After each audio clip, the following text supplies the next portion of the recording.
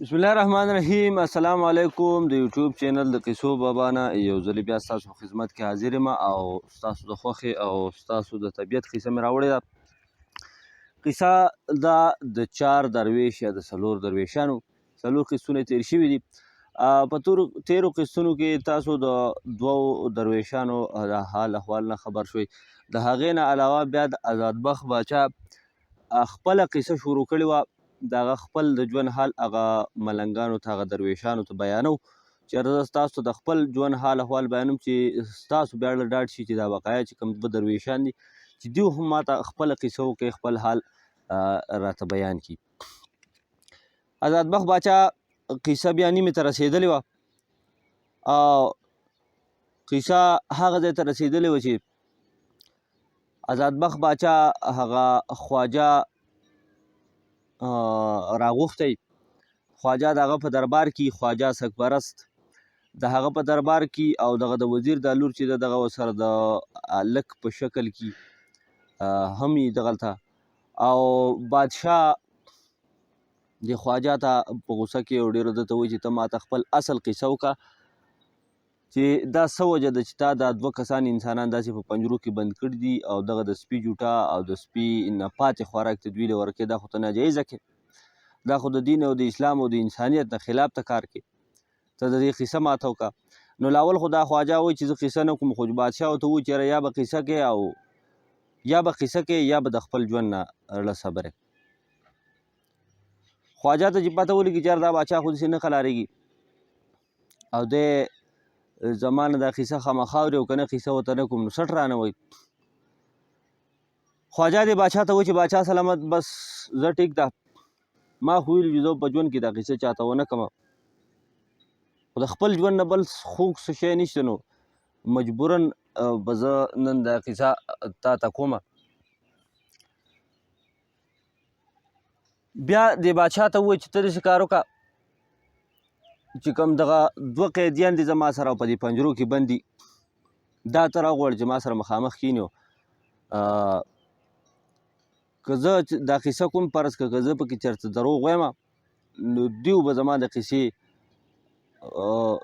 شاهدي کوي، ګواهي به کوي چې که زه چېرته دروغ وایم نو هم به پکې دوی ټاک کوي، تپوس به د دوی نه پکې کوې. باچا دا خبره خوښ کړه. دغه 2 قیدیان چې ده سره په پنجرو کې هغه راوغوښتی شو. بیا د خواجه ډېر په افسوس سره قصه شروع کړه او د باچا ته وایي چې باچا سلامت، دا 2 بدبخته بدنصیبه دا بد کرداره چې کوم په دې پنجرو کې ما بند کړي دي دا 2 زما وروڼه دي، 2 زما نه مشران دي، یو د ټولو مشر دی، یو منځیر او زه د ټولو نه کشر وم. زما پلار په اصل کې د پارس په ملک کې یو غټ سوداګر و. د دنیا هر ملک ته به ته تجارت پی کوو، د تجارت سامان به د یو ملک نه وړو په بل ځای کې به یې خرڅوو، د بل ملک نه به بیا وړو په بل ځای کې به یې خرڅوو. دا د هغه کاروبار و. مونږ دغه 3 وروڼه وو، په مزو او په چرچو باندې ژوند تېرېده. یو ورځ داسې راغله چې زموږ د پلار د دې دنیا نه لاړ، رخصت شو، مړ شو. مونږ دا 3 وروڼه پاتې شو. چې کله د پلار غم او د دغې نه خلاص شو، د هغه رسم و رواج نه خلاص شو، ختم شو، دا 2 وروڼه په ما پسې راغله او ما ته ویل چېرې دا جایداد تقسیموو. وایي ما ورته ویل چې یاره د جایداد تقسیمولو زه په جایداد څه کوم، زه خو ستاسو کشر ورور یم او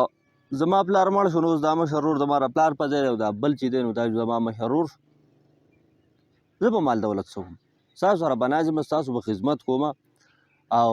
تاسو به ماله تربیت راکوئ د پلار په شان چې یاره پلار په هغه وخت کې به د بچو غټ استاد و،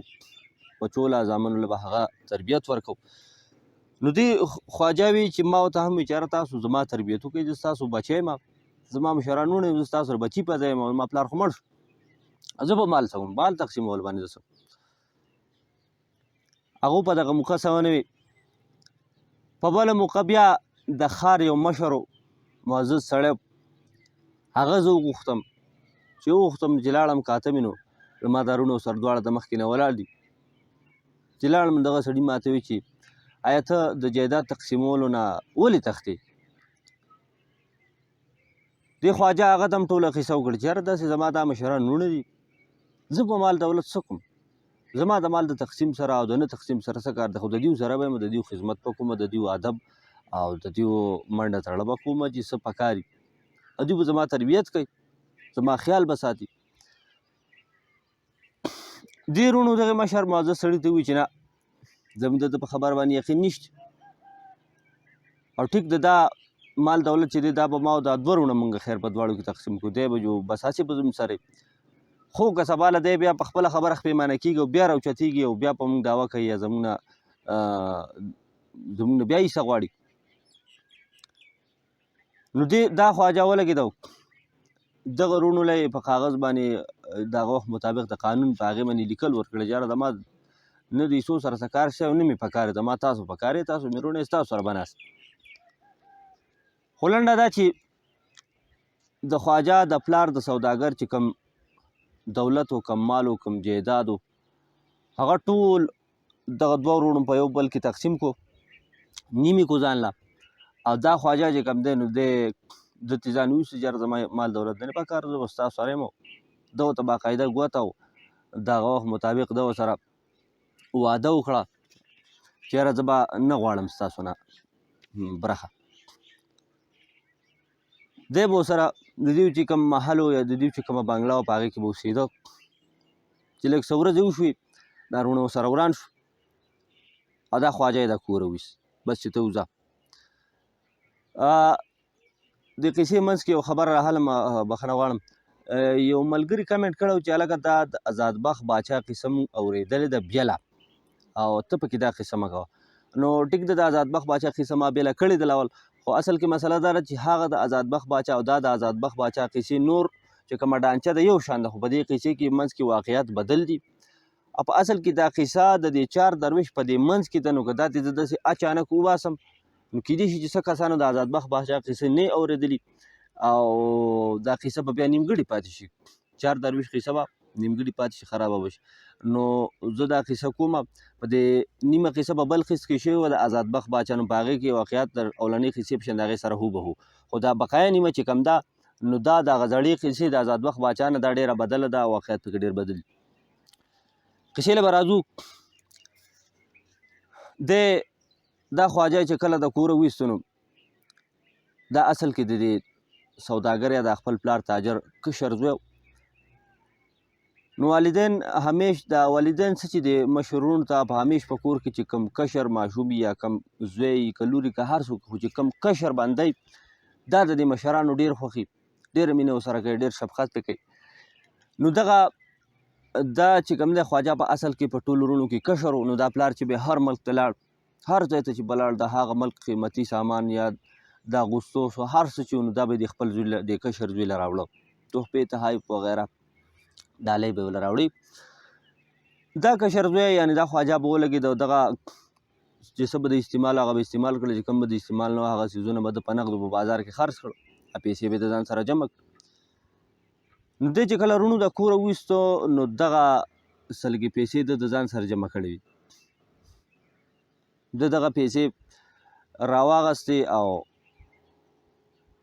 خفه شو د خپل وروڼو نه چې یاره دا خو دیو زما سره زیاتې وکړو، ما د دیو سره دغه کړ چې هلکه زما جایداد میداد نه دی په کار، تاسو به زه ستاسو سره یم، ستاسو به خدمت کوم، تاسو به زما تربیت کوئ، او دوی زما سره څه کار وکړو چې یاره دی د کوره وویستمه. ډېر خفه شو. دغه یو سپی ورسره چې د خپله کور د وړوکوالي نه د ده سره پاتې شوی او د ځان له ساتلی و، دی چې د کوره د وروڼو وویستو دی روان شو، نو دغه سپی ورسره شو، دی لاړ، دغه روپۍ چې کومه جمع کړې په ده باندې په دغه روپو باندې څه لږ ډېر تجارت سامان ده واغستو. پلار چونکې د ده تاجر و نو ده هم تجارت شروع و چې څنګه جرن دی هغسې دوړی، د پلار مشهور تاجر و، نو دی هم په لږ وخت کې د دغه لږو پیسو نه کم د پلار د تحفو او د ډالو راوړي خرڅ کړی، د هغه ډالو د خرڅولو نه چې کومې لږې پیسې د جمع کړې وې ځان له په ماشوموالي په وړوکوالي باندې په دغه لږو پیسو نه د تجارت شروع کړو، کاروبار یې شروع کړو او په لږ وخت کې دی کامیاب شو، په لږ وخت کې دی کامیاب شو، په ټول ښار کې دی مشهور شو. د ځان له بیا یو کوټۍ یا یو محل ځان له جوړ کړو چې په هغې کې به اوسېده. دغه سپی وفادار دغه ورسره و. بیا یو ورځ دی په خپل محل کې ناست دی چې د یو غلام راغی، ډېر د دنیا غلامان نوکران د ځان له بیا نیولي، ډېر مالداره شوی، د حالات ډېر بدل شوي. یو غلام یا یو نوکر د ده راغی چې کوم بازار ته سودا له تللی، د ده سره خواته کېناسته، سودا یې کېښوده. هغه مونږ چې پښتانه وایي چې بوتاړې راغورځېدلی، په تندي 12 بجې وې، خفه و. دې خواجه ته تپوس وکړو چې هلکه ولې دومره خفه یې، څه چل شوی دی؟ دغه نوکر ورته وایي چې یاره بس ستا خو بړه خوشحاله شوي، ستا خو به خوا یخه شوي، خو بس زه خفه یم ډېر. خواجه ورته په حیرانتیا وایي چې هلکه زما به څه خوشحاله شوی، په څه به مې خوا یخه شوي، ته خو ماته قصه وکړه که. نو دغه نوکر ورته وایي چې ستا وروڼه مې په بازار کې ولیده چې یو یهودي ورته غاړې ته پړي اچولي دي، رسۍ ورته اچولي دي، او په کوړه باندې یا په هغه وخت کې د سزا ورکولو چې کوم لوړي یا لخته چوکه هر څه شی چې دی په هغې باندې وهي او لګیا دي. دا خبر چې د خواجه واورېده نو هر څومره ورسره کروڼو زیاته کړه تېر شو او پړه کې جذبه راوچوته شوه او ډېر غوسه شو.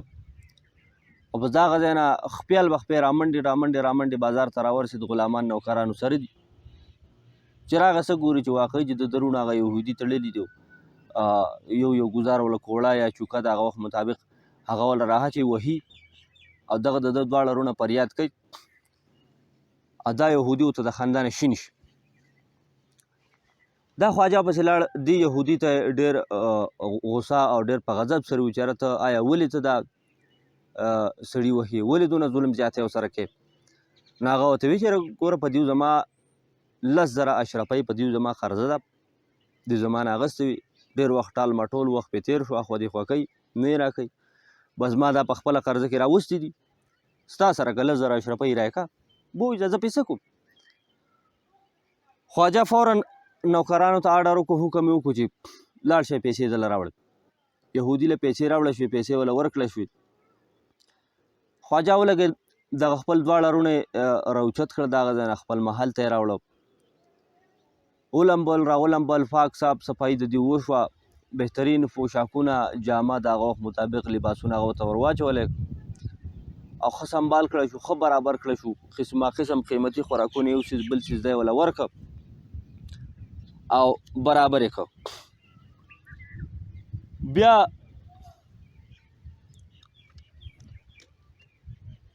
دې خواجه د خپل وروڼو ته وایي چې ګوره داسې کار دی چې دلته اوس ستاسو اعتبار ختم شوی دی، په دې کلي ولس کې په دې علاقه باندې ستاسو نه څوک عزت کوي، نه ستاسو څوک اعتبار کوي، ولې چې تاسو نه داسې غلطي شوې ده، غلطیانې ستاسو نه شوي دي. خو داسې کار کوم چې د تجارت سامان به واخلم او تاسو له به یې درکړم او تاسو لاړ شئ بخارۍ ته، په بخاره کې دغه تجارت وکړئ، سامان خرڅ راخرڅ کړئ، کاروبار دانله وکړئ،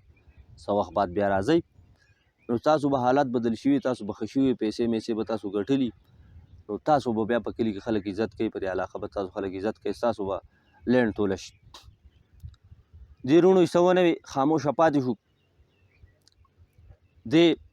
خواجه د خپل وروڼو له د هغه وخت مطابق د 100,000 اشرفو سودا د تجارت واغسته، دوی ته یې حواله کړه، او چې کوم بخارۍ ته قافله روانه وه د سودا د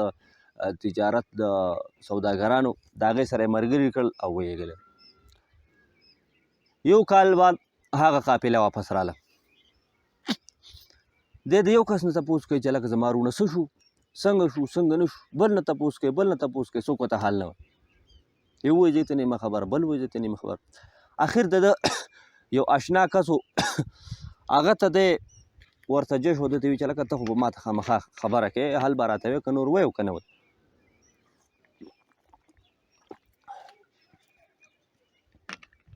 هغه هلک ورته قصه شروع کړه چې ګوره داسې کار دی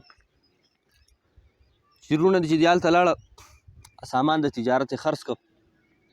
نو یو ځوان ولګېد چې کومې پیسې یې وګټلې او چې کومې ستا وي، یعنې 10,000 ستا د سامان وي او چې کومې یې وګټلې، نو هغه یې په جوارۍ کې او په جواریانو کې ولګولې، په هغې کې ټولې پیسې په هغې کې وبیللې اوس چې کوم هغه د جوارۍ او د شرابخانې هغه ځای دی په هغې کې هغه د خلکو لوښو میخو وینځي هغه خدمتګاري کوي هغه نوکري کوي او چې کومه څه لږه ډېرې پیسې ورته میلاو شي نو په هغې بیا جواري شروع بل روډ چې کوم دی نو هغه په یوه ډمه باندې مین شوی دی او ټوله ورځ او شپه او د هغې په کوڅه کې پروت دي او چې څه مال دولت کوم ستا چې د تجارت سامان هغې خرڅ کړو سره د هغې ټولې په هغه ډمه وخورو او د ډمو څه کار دی د ډمو خو د مال پیسې سره کار دی او بس د اوس هم هغه شان ځي او په هغه کوڅو موڅو کې پروت یو خوا بل خوا د لیونو بشان او د قافلې ملګرو یا د کوم کلي ولس خلک چې هغو تا ته ځکه حل نه وي چې ته به خفه کېږې چې هر تا د خپل ورونو سره څونه ښه وکړو هغه که په خپله رامیتوب په بدبختۍ پورې نښتېږي خواجه ډېر خفه شو وایي چې دا خو بدو شو خو بیا په دې اړه کې را لړۍ صبر نه شو چې یاره آخر هر څه چې دي زما وروڼه دي بیا د دغه ځای نه په مخ کې شو ځان سره سامان د تجارت واغېستولې چې خو تاجر و خامخا چې یو ملک ته بتلو هسې تش خو به نه شو تللی سامان د تجارت یې ځان سره واغېسته په مخ کې کو بخارۍ ته روان شو سپی ورسره دی دا وفادار دی ورسره دی لاړه بخارۍ ته ورسېده دغه دواړه وروڼه دا یو ورور یې د شرابخانې نه او د جوارۍ د ځای نه رازاد کړ دا بل ورور یې د دغه ډمې د دې ځای نه راوچت کړ د کوڅو نه په بد حال و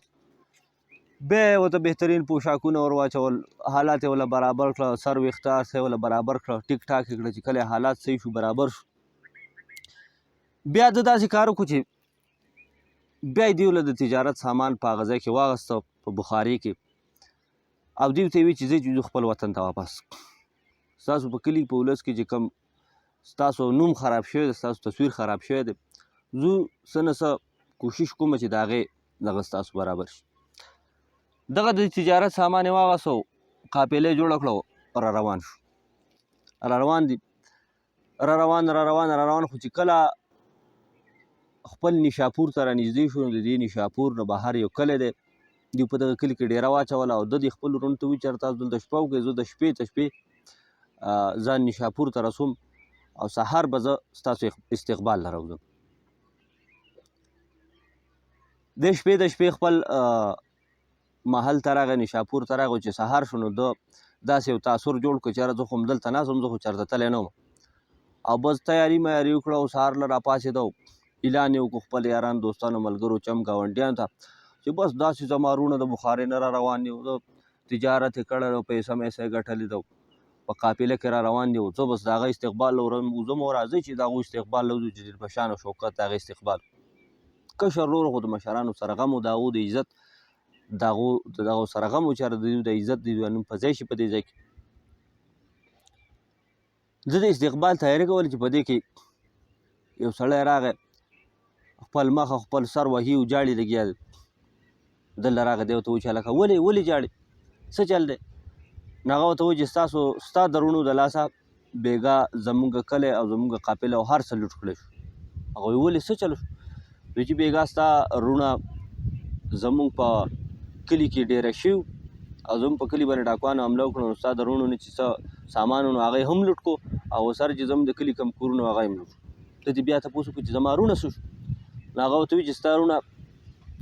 د کپړو نه بغیر دغسې بې لباسه په یو ځای کې ناست یو د سترګو د غړولو نه وتي دي دا خواجه بیا لاړ دغه خپل وروڼه یې د هغه ځای نه راوچت کړه خپل محل ته یې راوسته هلته یې کېنول 2-3 میاشتې ده د ځان سره په کور کې کېنولي ولې چې هغه د کور نه یا د محل نه د بهر ته د وتونو د چا سره د سترګې میلاوهلو د سترګې د لګولو نه و چې کله 2-3 میاشتې وشوې نو دې خواجه ورته وویل یاره تر څو به تاسو داسې په بند کور کې په بند محل کې په بنده کوټه کې به ناستې داسې خو عمر داسې خو ژوند نه تېرېږي دا خو به ډېره ګرانه شي او که ستاسو خوښه نو چې سفر وکړو او بل طرف ته سرته لاړ شو دغه وروڼه یې په دې خبره خوشحاله شو وایي چې بلکل دا خو به ډېره ښه شي که ته موږ داسې په یو طرف بوځو چېرته چکر له تجارت کاروبار به هم وکړو چکر به هم ولګو بیا واپس راشو نو زموږ ژوند به چېرته ښه طرف ته روان شي د یو جاز راونیو سمندري جاز هغې ته خپل تجارت سامان ورخېجو خپل وروڼه یې ورخېجل هر څه خو په دې کې د ده نه دا خپل سپی سپیر شو ده چې څنګه د جهاز لنګر اوچت که روانېده. لنګر په اصل کې د جهاز نه چې که تاسو خیال کوئ چېرته ویډیوګانو فلمونو وغیره کې به تاسو وګورئ کله چې جهاز ساحل ته راشي د دریاب غاړې ته راشي نو داسې یو د اوسپنې شی وي چې د هغې تاسو زه شکل جوړ کړم مختلف قسمه وي چې د هغې شکل داسې تقریبا داسې او په رسۍ پورې په پړي پورې تړلی شوی نو چې کله جهاز ساحل ته راشي نو دا درنه اوسپنه چې کومه دا ډېر درونې نو دا دوی راوغورځوي ښکته دا اوسپنه راشي او چې کوم د سمندر غاړې ته شګې مګي یا څه چې په اوبو کې هر څه په هغې کې دا اوسپنه ښخه شي چې کله ښخه شي نو کوم د جهاز د سمندر دا چپې چې راځي نو دا بیا دا جهاز په دې ځای نښتی د لنګر نیولی نو دا چپې دا جهاز واپس نشي وړی. دا یو قسمه مثال کې د دغې جهاز هینډبریک لنګر نو چې کله د جهاز دا لنګر اوچت که او روانېدو حال شو نو څه ګوري چې یاره سپی د ده نه پاتې شوی د هغه پسې منډې وهي غپارې خېږي او دې اوبو ته پسې ورټوپ چې اوبو ته یې ورټوپ کړه دې سوداګر یعنې خواجه چې ولید چې یاره سپی خو زما نه پاتې شوی او چې اوبو ته راټوپ کړو او روان دی راپسې راځي راپسې په دې غټ جهاز کې وړې وړې کشتۍ هم وي د امداد دپاره مدد د ایمرجنسي دپاره د نور مختلفو کارونو دپاره نو د یو دوه نوکران یا غلامان د هغه وخت په دغه کشتۍ په ذریعه دا غټ جهاز ته ورکوز کړه او په هغه سپي پسې لاړ او سپی یې راوچت کړ جهاز ته یې راوړ. په دغه جهاز کې د دغه خواجه مختلف نوکران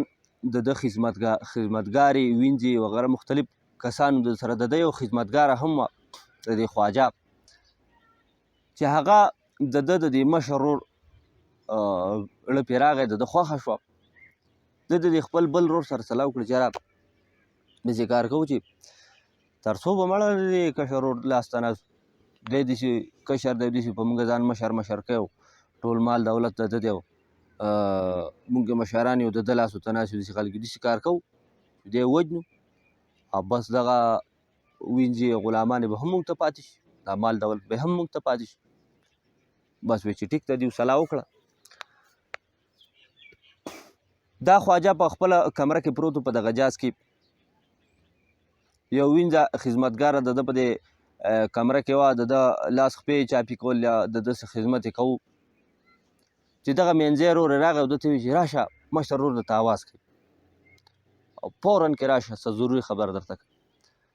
دی زر د خپل کټ نه راپاڅېد ولې چې د مشر ورور اډر د مشر ورور حکم و هغه خبره منل په ده فرض و دی فوراً کې راپاڅېد او د جهاز چې کوم چت دی هغې ته راغی چت یا کوم چې بهار اکولاو ځای هغې ته راغی کومه چې اخري جنګله ده د دې سره دا ورور ولاړ دی او کته په دې دریاب کې څه کول کوي او ده ته وایي چې لکه فوراً کې راشه داسې نااشنا څیز او داسې نااشنا شی ما چېرته نه دی لیدلی په ژوند کې لکه دا چې که داسې یو خبره د خواجه ته بل چا کړی نو کیدای شي چې ده په یقین هم نه وی کړی او دا د خپل ورور وه به یې راوړی دوی چې لکه مشر ورور مې د داسې خبره کوي نو واقعي چې لکه څه ډېر اهم ضروري شی به څه ډېر ناشنا شی به ده هم ورمنډه کړه په دې جنګله باندې داسې نسکور شو چې کته تماشه کوي چې په دې سمندر کې څه داسې ناشنا څیز دی چې زما دا ورور ورته داسې په فکر په غور څنګه چې دی په دې جنګله ورښکته شو او د شاته چې ناګهانې دا مشر ورور پرې راغی دا منځی او دلې په دې املا کې داسې دیکه ورکړه غرب شي اوبو ته یې وغورځو چې اوبو ته یې وغورځو د شاته نه دا جړاګانې او دا چغې شروع کړې چې اوهو زموږ ورور خو لاړ اوهو زموږ ورور وغورځېد زموږ ورور ډوب شو اخوا دیخوا دا وینځه او نوکران یې غلامان یې هم راله په منډه تماشې کولې چې یاره څه چلو شو څه چل ونه شو. د دې نه مخکې چې غلامان کوز شوي وي یا څه مدد څه امداد کړی وی دا جهاز لاړ جهاز غلامان نوکران یې هر څه دیو ته پاتې شو او دا خواجه چې کوم دی نو د سمندر چاپو اغستی دی دی په ځان نه پوهېږي یوه چاپۍ وهي یو طرف ته یې ولي بله چاپۍ وهي بل طرف ته یې ولي ده ته ساه بندېدو ولري چې په دې کې ناګهانه په ده باندې د ده د دې لاسو سره څه څیز ولګېد ده چې فکر وکړو ویې کاته نو چې کاته هغه د ده سپی و کله چې دی د خپل ورونه راوغورځو د دریاب ته سمندر ته یې رادیکه کړ نو دغې سپي ورپسې په دغه موقع راټوپ کړی د دغې سپي دا لکۍ ونیوه او دغه سپی چې کوم دی نو دا سپي اکثر په دې اوبو کې ډېره ښکلې لامبو وهي چا به لیدلي یا به نه لیدلي نو دغه سپي لاس او خپې ړپولو کوشش یې کو د سپي دا لکۍ نیولې نور وجود یې کهاله شوی خو صرف دغه لکۍ راټینګه کړې وه دغه سپي لامبو وهله په کوشش نو سمندر غاړې ته راورسېد دا خواجه یو ورځ خو د سمندر غاړې ته بېهوشه پروت و د څه د وجې چې د کمزورۍ د کاهلۍ د وجې او د لوږې د وجې چې کله پوره یو ورځ د ده په بېهوشۍ کې تېره شوه نو دا سپی راغی په دې غوږونو کې ورته د غپل او ژړلې ورته د ده په دې غپلو او د ده په دې ژړا باندې دی راپاڅېد چې راپاڅېد نو د دغه ځای نه را روان شو چېرته ښار ته لاړ شم چېرته ابادي دلته چې خامخا لاړ شم کنې د لوږې نه مرمه چېرته څه خوراک څه روټۍ څه ومومم څه رزق ومومه دی راپاڅېد را روان شو دومره وږی شوی دی د سمندر دی چپو او دی الله توالی د نو سا هغې کهله کړه چې د لوږې د لاسه کمزوري ده ډېر خراب شوی دی خو ایله دغه خبره چې د قدم یو اوچتۍ او بل دی روان دی ښار ته راغی چې ښار ته راورسېده د دنیا دوکانونه دي په بعضې کې یو قسمه د خوراک سامان دی په بعضې کې بل قسمه هوټلې دي تنورونه دي نانبایان دي خوراکونه پخېږي د ډېرو ورځې دی وږی دی او د لوږې د لاسه مرګ ته نږدې دی خو هلته دی ډېر غټ تاجر او ډېر موړ سړی تېر شوی دی همت یې نه کېږي چې یاره زه د چا نه سوال وکړم د چا نه د خوراک سامان وغواړم دغسې یو دوکان ته ګوري او بل دوکان ته ګوري او دا بینونه دا خوشبویان راکاږي روان دي په دې کې د لرې نه د یو دوه کسان داسې ولیده چې د ملک د د علاقې د ښار په شانتې لباس یې اچولی دی لرې نه د ولیده دی سم خوشحاله شو چې یاره دا خو به زما د ملک خلک چېرته دلته راغلی دی ښار ته دې ځای ته راغلی دی زما په شان دي او راشه دا خو زه شکر دی خو دی د دې ځای د خلکو د سوال نه دی د مینت نه تمه کړم خو دی مې حیا وساتله او دا خو زما د ملک خلک دی زما د ملک کسان دي دوی به زما مدد وکړي امداد به مې وکړي زه بس په کهاله قدمونو ورمنډې خو چې څنګه ورنږدې شو نو څه ګوري چې دا غرونه دي دی ورته ډایرکټ په دې خپو پرېوت زاري مینې ته ورته شروع کړو چې یاره ماله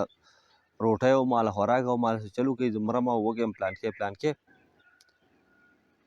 دوی وروڼو څه وکړه چې دوی چې څنګه دی ولیده نو راکېښوده وهي خو سم ډباره چې پاسه خلک راټول شو وایي چې لکه ته ولې دا سړی وایي دا خو مخکې د مرګ ته نږدې دوی وایي چې دی د خدای میراث کې دا خو زموږ نوکر و غلام و د زموږ رور وجلی د پلان کې چلې کړه پلان کې خو لنډه دا چې دغه سړي ورته بیخي پاستر شو دې خواجه ورته څه مینت وکړو چې هلکه زه مخکې مرګ ته نږدې یم او تا زما سره دا ظلم او دا سلوک او دا زیاتی زما سره مه کوئ په دې کې د دغه ښار چې کوم کوتوال دی یا کوم پولیسو مشر چې دی هغه راغی هغه وایي چې لکه دا څه شور دی دا سړی ولې وهئ دې وروڼه یې ولګېده دغه کوتوال دغې مشر له رشوت ورکړو پیسې وله ورکړې او ته وایي چېرې دی ګرفتار کړه او فوراً د پانسۍ تختې ته ورسوه او الزام پې د مرګ ولګوه چې ده زموږ رور مړ کړلی کوتوال ته چې دغه پیسې میلاو شوې دغه مال ورته میلاو شو ده دا سړی ونیو ګرفتار یې کړ د خون الزام یې پې ولګو او پانسۍ ته یې ورسوه چې یاره په سبا له به ستا پانسي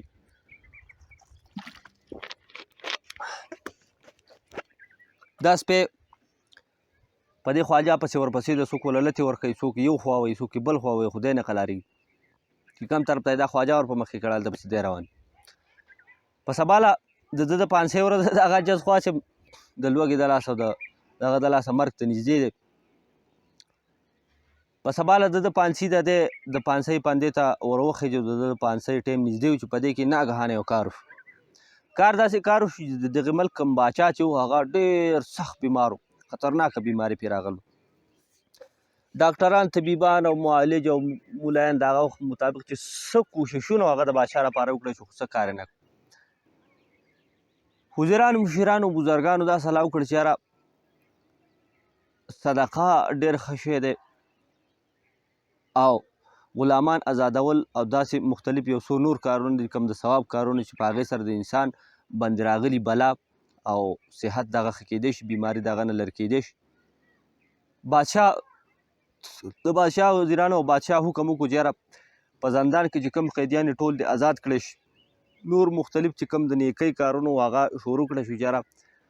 که دې سره د بادشاه صحت ښه شي برابر شي.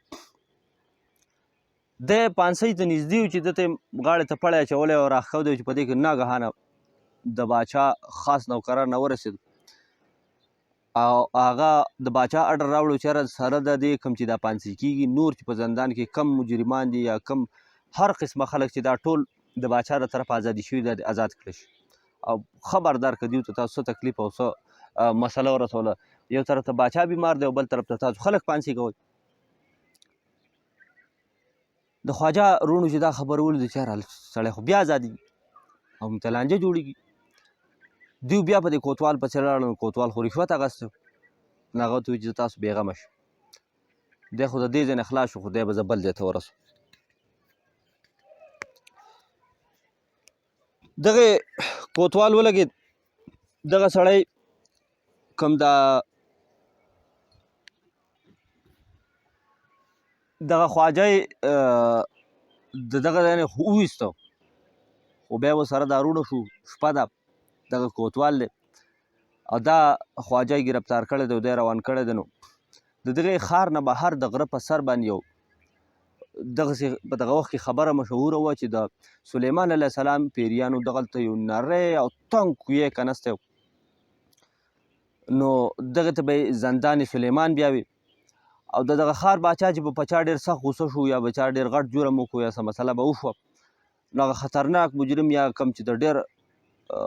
قهر قابل به نو هغه به یې په ځای د دې چې وجلی وی یا بل څه سزا نو هغه به یې ویوړو دغه زندان سلیمان ته یعنې دغه کوی ته به یې ور واچو او په دغه کوی کې به هغه د لوږې د لاسه د تیارې او د یرې د لاسه به هغه په کوی کې مړ شو. نو دغه کوتوال ولګېد او دا خواجه یې بوتلو سره د دې روڼو دغه روڼو سره هم او هغه کوی ته یې وغورځو. دا سپی پسې ورپسې دی د دیو نه پټ پټ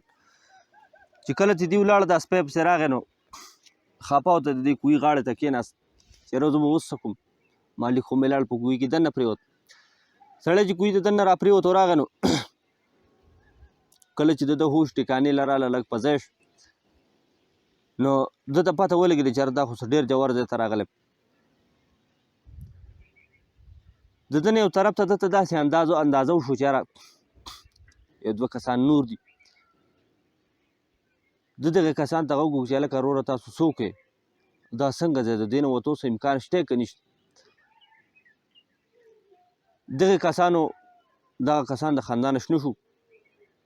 او د دې ویل چې ځه مړه د دې ځای نه چېرته واته کېږي او په دې ځای کې خو بس خو صرف ورځ دوه صبر وکړو بس بیا ستا مرګ د مرګ صرف د مرګ انتظار کوو دې کې د تلو انتظار نشته. او بیا شړپه شړپه شروع کړه او څه خوراک یې کوو څه لګیا وو. دې خواجه ورته مینت وکړو چې هلکه زه ډېر وږی یم ډېر په تکلیف کې یم ډېر خراب یم ستاسو سره که څه خوراک وي ما له لږ راکړئ. دغه سړو په ده باندې ډېره غوسه وکړه او ده له هېڅ شی ورنه کړ. تیاره د نور د اینې نه چې څوک دي څوک نه دي خو یو طرف ته دي. په دې کې چې سبا شو بله شپه شوه دا سپی د دې کوهي غاړې ته ناست خو یو کس راغی او په تیلی کې یا په ټوکي کې په هر څیز کې یا په سغوټه کې تړلی د خوراک سامان او په څه څیز کې اوبه هغه یې راوړی او دغې سړو ته یې راګوزارې کړې. دغه سړو دغه سامان بیا واغسته او زر زر یې په شړپار شروع کړه په خوراک یې شروع کړه. دې سپي چې دا ولید چې دا خو څوک راځي دې سړو ته خوراک راولي دا خو ما چلې زه که ورګه زه د خپل مالک له هم زه خوراک راوړم زه خو ځان له دولګي نه مري. دا سپی بیا لاړو په ښار کې یو ځای ګرځي بل ځای ګرځي بل ځای ګرځي یو تنور ته غلی غلی کېده غلی غلی کېده خو چې څنګه د سړي فکر اخو دی خو شو بس ده ور منډې کړو یو ډوډۍ ته په خوله کې ونیو را منډې کړو تنور والا پسې را منډې کړې د ښار ماشومان پسې را پسې شو خو څه کوشش وکړو خو سپي ډوډۍ په خوله کې نیولو او را منډې وهلې سم حال یې راغست د ښار سپي پسې را پسې شو مختلف مسایل او بندشونه ورته مخې ته راغله خو سپي وي چې لکه زما نه به دا ډوډۍ د چا دادا به زما نه والي را منډې را منډې را منډې لاړ دغه غره سر ته اخر کوهي غاړې ته یې ځان ورسو او دا روټۍ یې کوهي ته ګزاره کړه د برې نه یې وغپل دا روټۍ چې کله کته ولګېده او د بره دغه پام وشوه نو دې خواجه ته پته ولګي چې هلکه دا خو زما د کوهي زما د سپي ما له سره راوړه دغه روټۍ راوچوته کړه زر زر یې وخوړه بیا د سپي سوچ وکړه چې یاره دا خو روټۍ ما دغه کړه خو اوس د اوبو غم کول غواړي. د دې غره نه لاندې یو کلی دی،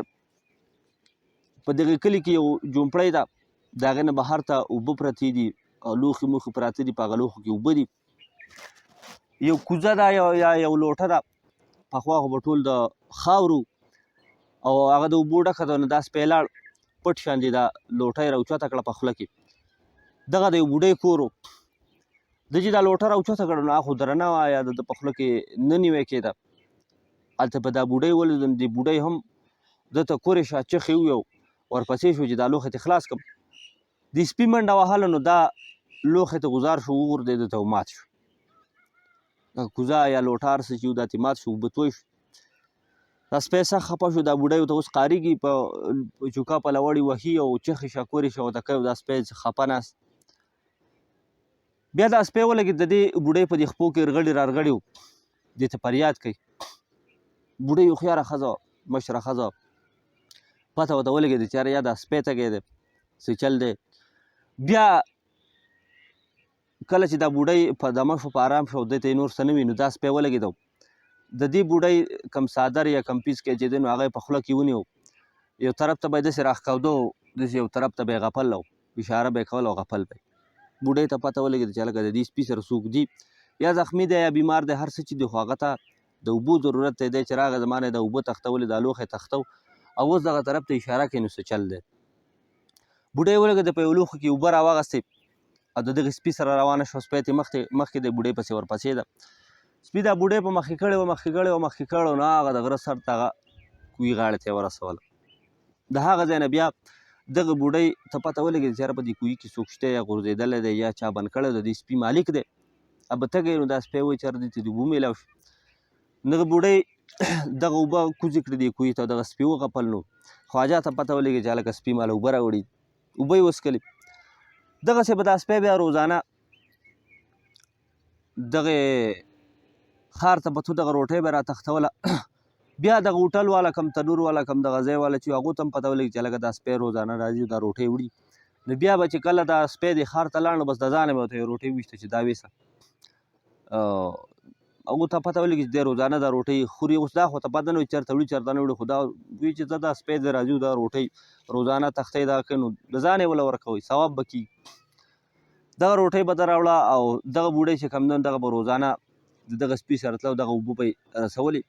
کله چې به دې بوډۍ خودې خو وړی سستي به یې وکړه، دا سپی به لاړ، دغه لوښي دغه بوډۍ لوښي به یې مات کړه. بوډۍ به بیا مجبوره شوه راغله دا اوبه به یې راوړي. څه ورځې تېرېدې داسې مختلف، چې په دې کې یو څو ورځې بعد یو سړی راغی او دې کوهي ته یې اوږده رسۍ راکوزه کړه. دې خواجه ته یې غږ وکړو چې بدبخته فوراً دا رسۍ ونیسه راوځه. خواجه حیران شو چې یاره دا څنګه زما قسمت را بیدار شو، دا څه چلو شو. د فوراً دا رسۍ ونیوه، څه لږ ډېر کوشش ده کړی او څه لږ ډېر کوشش بره چې د کوهي په غاړه دا څوک دی نو دا کړی، رو نو دی د کوهي نه راوایسته راوچته کړو. دوه آسونه دي، په یو آس باندې دغه کس سور شو، کوم چې دی راوچت کړو، په بل آس باندې دی سور شو، روان شو. روان شپه ده، د یو سمندر غاړې ته ورسېد، سهار شو. چې کله سهار شو نو دغه په آس باندې دا سور سړی چې دی ده ته ډېر په قهر او ډېر په غضب باندې ګوري. توره یې ډایرکټ د قاش نه راویسته او په ده باندې اوچته کړه. نږدې ده چې د ده نه یې سټ وهو، حمله یې کوله. دی ورته په خپو پرېوتو چې یاره دا ته څه کې، دا څه نمونه احسان تا په ما وکړو، دا څه نمونه ښه تا زما سره وکړه چې د داسې زندان او داسې د مرګ د خولې نه تا زه راویستمه، دونه غټه نیکي دې وکړه، صفتونه یې وله شروع کړې، تا زما سره دا ښه وکړه دا ښه وکړه، اوس ته ما وجنې دلته، دا څه نمونه نیکي ده. دغې ګوړسوار یعنې دغه کس چې په آس باندې سور و، ده ورته وایي چې زه ټیک ده نه دې وژنم، خو دلته ستا اوسېدل ناممکنه دي، ښه نه دي. دې آس ته خېږه چې روانېږو بل طرف ته. دا سړی د ځان سره په آس باندې سور کړو، په بل آس باندې یو، په آس باندې یو شو، په بل آس باندې بل شو. روان چې ښه پوره لرې ورته یو ځای ته ورسېده، یو جزیره ده یا د اوبو غاړې ته یو ښایسته شان ځای دی، په هغې کې دی کېناسته. د دغه سړي په مخ باندې نقاب دی صرف سترګې ښکاري. هلته دوی کېناسته نو دغه سړي دې خواجه ته وویل چې ښه اوس راته فوراً کې خپله قیصه کوه. دې خواجه ورته خپله ټوله قیصه وکړه، د خپل ورونو ناانصافي، ظلم، زیاتی، دا هر څه پوره قیصه یې ورته وکړه. دغې کس چې د دې خواجه دا قیصه واورېده نو په ژړا شو. د مخ نه نقاب لرې کړه، د سر نه پټکی د هغه وخت مطابق هر څه چې په سر کړي هغه یې لرې کړه. د اوږدې اوږدې زلفې په دې اوږو راخورې شو او د مخ نه چې نقاب لرې کړو نو ښایسته جینۍ راښکاره شو او ده ته یې وویل چې زه د دې ملک خواته یو راجا دی او زه د هغه راجا لوري. اذان کېږي، لږ صبر به ورته کوو. ورته وی چې زه د دغې راجا لور وم، یعنې د دغه ځای شهزادګۍ وم. یو ورځ بادشاه حکم وکړو چې کم سپه سالاران دي، کم پوجیان دي، کم جنګجو کسان دي، د هغو د مقابلې د هغو دغه یو پروګرام یې جوړ کړو، یو ګیم شانته یې جوړ کړو چې د هر سړي پته ولګي چې په څومره اوبو کې دی، څومره تکړه دی، څومره تکړه نه دی. زموږ د دغې ملک یو سپه سالار و، د هغه یو زوی و، هغه په دغه ټولو کارتبونو کې، په دغه ټول ګیمونو کې، په دغه هر څه کې پاسه راغی، په هر شي کې په هغه مخکې راتله، ډېر تکړه و. دغه شهزادګۍ وایي چې زما دغه لږ خوښ شو، دغه لږ خوښ شو. دغه ورځ تېره شوه، ورځ به دې پکې تېرې شوې نو د یو دایي یو نوکر یې په ذریعې یې غلی ونیکړې، هغې له ما پیسې ورکړې. دغه مې ورته وکړو چې هلته دغه هلک ما له راوغواړه.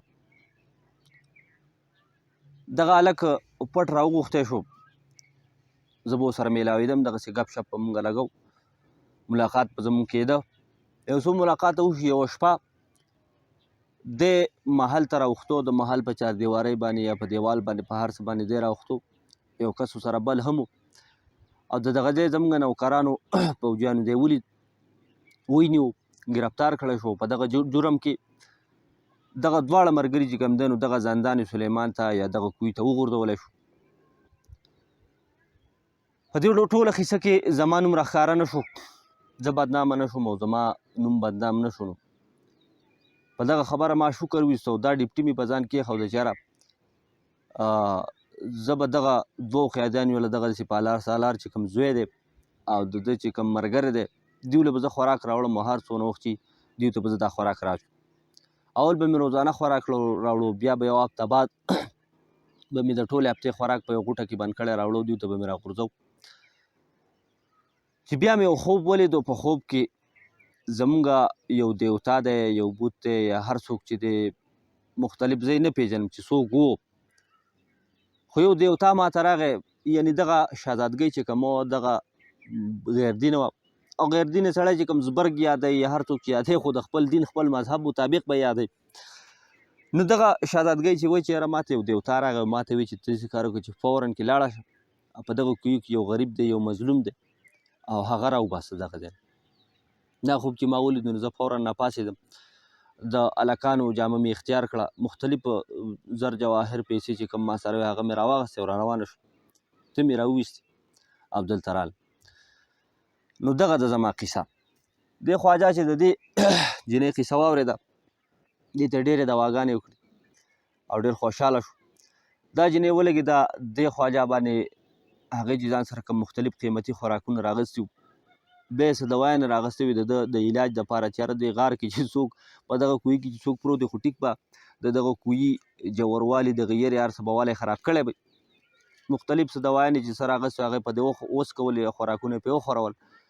بیا چې کوم دغه سمندر خواته اوبه په هغه کې دی ولمبو، ویښته میښته د هر شی ته کټ کړه، بیخي برابر کړه، بیا هغه شانتې ځوان او هغه شانتې هلک یې ته جوړ چې کله دا خواجه ښه برابر شو، ښه پیټ پاټ شو، ویښته میښته برابر شو، کپړې مپړې بدلې کړې، ښه په سور کې شو. د دې سمندر غاړې ته په ساحل باندې دا خواجه خدای ته په سجده پرېوتو، 2 رکعته نفل یې وکړه او د خدای شکر ادا کړه چې د داسې یو زندان نه د یو داسې جیل نه راووتم چې په هغه کې د مرګ نه علاوه جو بل څه شک پکې نه و. دا شهزادګۍ حیرانه دې سړي ته ګوري، دې خواجه ته ګوري چې دا سړی دا څه پېښې کوي، دا څه چل کوي. ګوره چې کله دې خواجه دا 2 رکعته لمونځ وکړ راپاڅېد نو دې جینۍ ته تپوس وکړو دې شهزادګۍ چې دا تا څه چل وکړو دا څه طریقه تا کوله دې خواجه ورته وویل چې دا خو ما د خپل رب شکر ادا کوم او هغه ته مې سجده لګوله دا هغه مې شکریا ادا کوله چې هغه زه ته یې ذریعه جوړه کړې ته ګوره د کم طرف نه رالی و زه دې د غاره راویستم دغه شهزادګۍ ورته وویل چې آیا ته مسلمان یې دی ورته وویل چې او زه مسلمان یم بیا دغه شهزادګۍ وي چې زما ستا د خبرې هم خوښې شو ستا د ایمان او ستا د جذبه مې هم خوښه شو او ما ته هم د خپل دین دا کلمه یا د خپل دین چې څه شرایط دي هغه ما ته وښیه چې زه هم ستا سره مسلمانه شم خواجه ډېر خوشحاله شو شهزادګۍ مسلمانه کړه بیا د دغه ځای نه دیو روان شو په لاره باندې به ورته دې خواجه مختلف د خپل دین قصې د خپل دین مسایل دا مختلف خبرې به اترې به ورته کولې شهزادګۍ به دغه خبرې زده کولې هم او ډېره خوشحاله وه په دغه خبره او د هغه ځای نه روانه وه روان نو بیا د سرندیب ملک او د زیرباد ملک په منځ کې بل یو ملک دغه ملک ته دی ورسېده دغه شهزادګۍ او دا خواجه دواړه ورسېده دغه ملک باچا ډېر عادل و ډېر رحمدل او ډېر ښه سړی و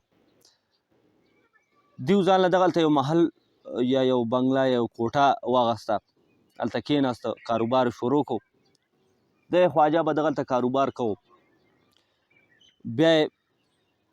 چې کله یو میاشت دوه بعد د دیو کله حالات برابر شو کله ښکلي ښه په ځای شو نو بیا د دغې شهزادګۍ سره د نکاح وکړو خو باقاعده او دغه د ده ښځه شوه تجارت یې شروع کو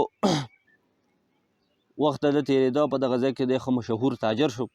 کار یې ښه په زور زبردستۍ سره او ښه په درز دروز کې روان شو ښه په کامیابۍ یو ورځ دی په بازار کې روان دی څه ګوري چې یو دوه کسه دي ګڼه ده ډېره ګڼه ده په ګڼه کې سم شور جوړ دی ده تپوس وکړي چې څه چل دی وایي چې یاره یو دوه کسان دي په بدکارۍ کې او په غلا کې نیوی شوي دی حیرانه شي چې یاره څوک دي دا د کسانو په دې ګڼه کې ننوته خو چې کله منځ ته ورسېد څه ګوري چې یاره دلته وروڼه دي ده چې دا خپل وروڼه ولیده د خلکو پرې راېښه دي څوک یې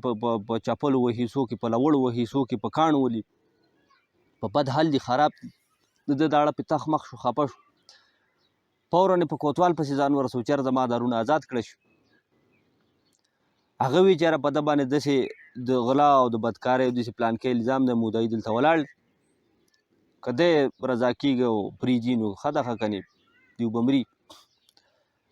د دغه مدعیانو سوال مینت او زاري شروع کړه خبره روانه د هغه وخت مطابق په 40-50 زره پارسو اشرافو باندې کوتوال ولګېد د هغو سره یې خبره اتره جوړه کړه دغه مدعیانو سره یې وله روغه وکړه دغه چې سار څومره پیسې وي ډېر زیاتې دغه د وروڼو په سر ورکړې وروڼه یې آزاد کړه کور ته یې راوست بیا یې دیو ته قیمتي لباسونه واچول ویښته میښته یې د دیو برابر کړه حالات یې وله صحیح کړه ولې چې د دیو حالات خراب شوي او د ځان سره په کور کې دیره کړ کور کې به ورسره ناست و ده به وایي چې بس تاسو په کور کې کېنئ بهر وځئ زه به ستاسو خدمت کوم تجارت زه کوم او مال دولت ته پیسې زه کور ته راوړم خورئ څکئ او بېغمه کښېنئ د ده دا چې کومه ښځه وه شهزادګۍ وه دې به د دغې دواړو کسانو نه یعنې د دغه خواجه د وروڼو نه به دې پرده کوله ځان به یې ورته نه ښو چې هغه ډېره هوښیاره وه او دې خواجه دې خپلې ښځې د دې خپلو وروڼو خو ټوله کیسه خوی کړې وه نو هغې ته خو د دې سړو خوی او د دې عادت ورته معلوم شوی نو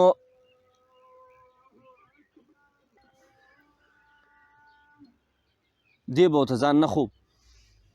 یو ورځ دا ښځه چېرته بهر ته تلې وه چېرته چا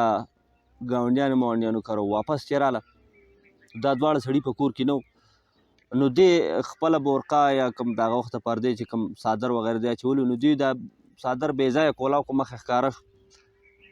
او په دې کې دا د دغه سړي دا کم منځی رور چې و هغه په دغې محل کې یا په دغه کې په یو کمره کې چېرته اوده یا پټ ناست و ده چې دا ښځه ولیده نو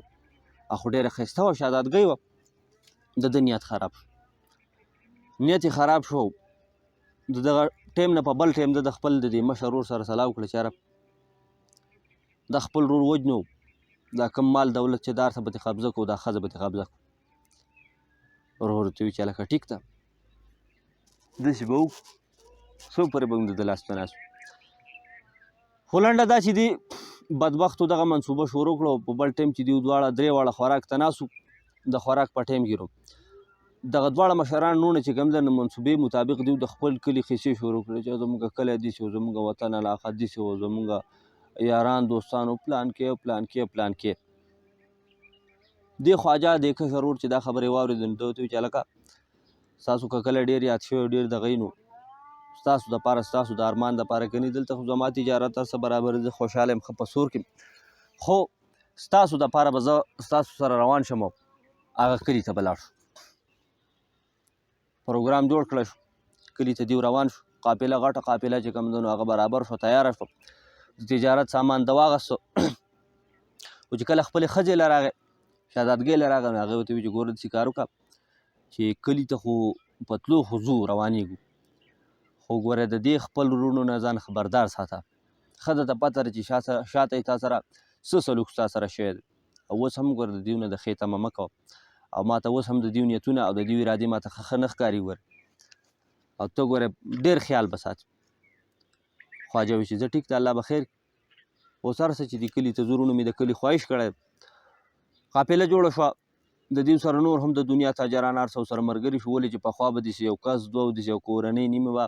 په شړو یا دونه به اوږد سفر به نه شو تللی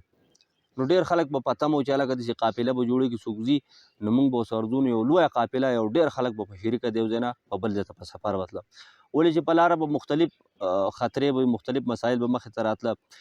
د ضرري ځناورو یا د ځنګلي ځناورو د مختلف ځناورو خطره هم وه د لار د غلطېدو خطره هم وه یا داسې چې کوم ډاکوان یا شکمار یا وغیره چې دي د هغې خطره به هم وه نو څوک به یوازې یو کس دوه یو کوړمه نیمه به چېرته دونه په اوږده سفر به نه تله همیشه به داسې خلک تله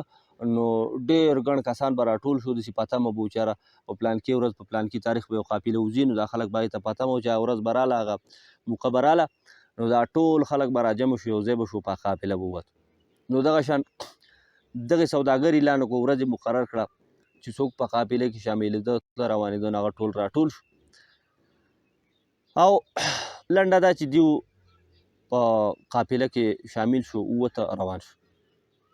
روان یو څو ورځې دیو سفر وکړو یو ځای ته ورسېده په یو ځای کې دیو ډېره واچوله خوراک څښاک دیو کوو نو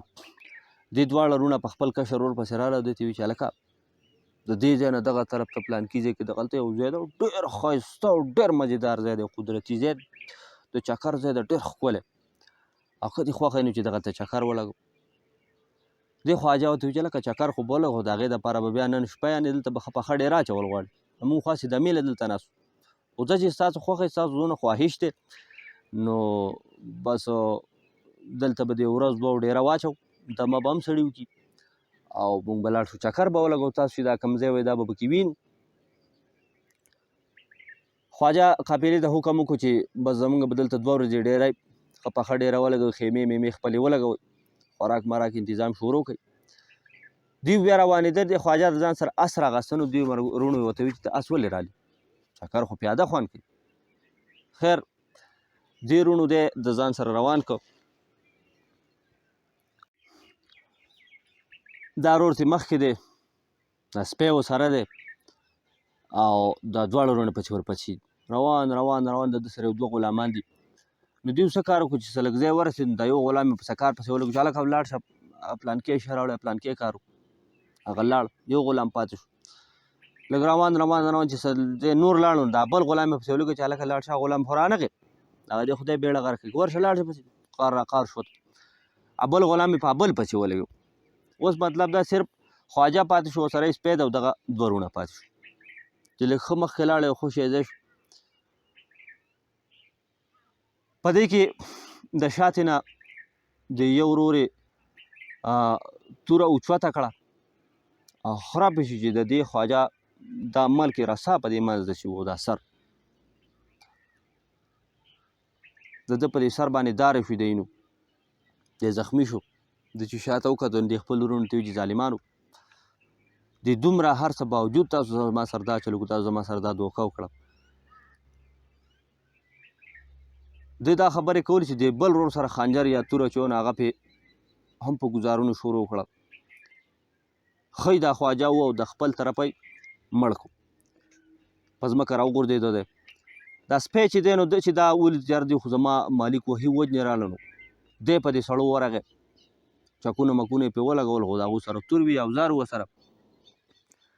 نو دغه سپی یې مو وهو، دی هم زخمي کړو د خپل طرفه. د هغوی ته خیال و چې موږ دی هم مړ. بیا یو ګزار دوی ځان داسې په تورو مورو ځان له دا لاس خوږ کړي، یو شی بل شی او دا کمینې چې د هغوی په هغه اینو باندې ځان څښاک او واپس خاپې لرې راغلو. دا جړا او فریادونه دا دغه کوو چې په موږ ځنګلي خلک راغلي وو یا زموږ باندې ډاکوان راغلي وو، موږ یې ولوټلو، زموږ ورور یې مړ کړو، پلان کې او موږ ته ایله راوتښتېدو. دا خبره چې شهزادګۍ یعنې د خواجه ښځې واورېده نو خواجه ښځې ته خو پته ولګېده چې دې ظالمانو په خپله څه چل کړی دی او اوس که زه داسې پاتې کېږم نو زما عزت هم نه پاتې کېږي او چې زما خاوند مړ شو نو زما څه کار. نو دغه شهزادګۍ په ځان پسې خنجر راواغستو یا زهر وخوړو، په دغه ځای کې دغې خودکشي وکړو، ځان یې مړ. د دغې خواجه کم سامان کم مال دولت چې هغه د غرونو ته پاتې شو او د دغه ځای نه دیو روان شو لاړ. خواجه زخمی پروت دی، ایله ساه اخلي، ورسره غاړې ته سپی زخمی پروت دی په وینو کې لت پت. دغه د ملک سرندي په آخري سرحدو په کوم ځای کې چې دی پروت دی او د دغه ملک شهزادګۍ به په ښکار راوته، ملګري سهیلیانې به ورسره نورې وي او په کوم ځای کې چې دی پروت دی نو په دغه ځای کې نږدې یو شاهي باغ دی، یو غټ باغ دی. په دغه باغ کې به هغه شهزادګۍ چکر له به راتله، ښکار له به راتله، ګرځېده، سیل له به راتله. دغه شهزادګۍ په دغه ورځ هم راله سیل له روانه ده چې د دغه شهزادګۍ یا سهیلي یو وینځه یا یو خادمه چې دغه په دغه طرف راووته. چې راووته نو څه ګوري چې یو هلک دی، یو سړی زخمي پروت دی، ورسره خواته یو سپی هم زخمي دی. دی را منډه کړه، شهزادګۍ ته حال وي چې په پلانکي ځای کې داسې یو زخمي پروت دی، سپی ورسره هم دی. دا ټول راړه، شهزادګۍ هم راله. سړی ولیدو، د دې نورو کسانو یې تپوس وکړو چې ایا څه ژوند پکې شته، ساه پکې شته که نه. نو یوې خادمې ورته وویل چې او لږ ساه هلي، فلحال خو لا ژوندی دی. بیا دوی په فورن کې دا خواجه راوچت کړه، ورسره یې دا سپی راوچت کړه، دغې باغ ته یې راوړو. په دې باغ کې یو کوټه ده، یو محل دی، یو بنګله ده، هر څه چې دي په هغه کې څملو. فورن دی بیا شهزادګۍ شاهي کوم ډاکټران چې وو هغه یې راوغوښته، د ده علاج یې شروع کړو. ډاکټر راغی، د ده زخمونه یې وینځل راوینځل، زخمونه یې وله پاک کړه، پټۍ مټۍ د ده وکړه، د ده د سپي علاج یې وکړو. ده ته بیا مختلف چې کوم په هغه زخمي حالت کې کوم سیال یا کوم شربتونه مربوطونه ورکړی کېده هغه شروع شو. دا شهزادګۍ به په خپله د دغې خادمانو نوکرانو سره وه او د دې خواجه خدمت پې کو. رو په خواجه حالات ورو برابرېده، صحت یې ښه کېده، سپی هم ښه کېده. دا شهزادګۍ به د ورځې د خپلو خادمانو نوکرانو سره به راتله، د ده خیر خیریت تپوس به یې معلومو، د ده خدمت به یې کو او بیا به د شپې یوازې به پټه راتله، د دې خواجه خواله به راتله او د ده خدمت به یې کو، د ده سره به یې ګپ شپ لګو او بیا به تله. خواجه چې یو میاشت ډېمه وشوه، د خواجه صحت ښه مکمل برابر شو، ښه پوره ګزاره یې وشوه. نو خواجه چې کله به دا نوکران کله دا کسان به ونو، خواجه خو به څه نه وي، خو چې کله به دوی ولاړه نو دی به غلی غوندې کې پټ شو یو طرف ته، په دغه محل کې په یو کمره کې یا په هر یو ځای کې به په یو پناه ځای کې به پټ دی ودرېدو، ځان نه به یې لمونځ کوو، خپل د خدای شکر او به یې ویسته عبادتونه به یې کول. یو ورځ داسې ټایم دی چې په محل کې څوک نشته، خواجه په مونځ ولاړ دی، عبادت کوي د الله تعالی د خدای پاک عبادت کوي. په دې کې دغه شهزادګۍ د خپل یو دایي یو نوکر ته وایي چې ته راځه ګورو دغه سړی دغه مسافر هر څوک چې دی دغه به یوازې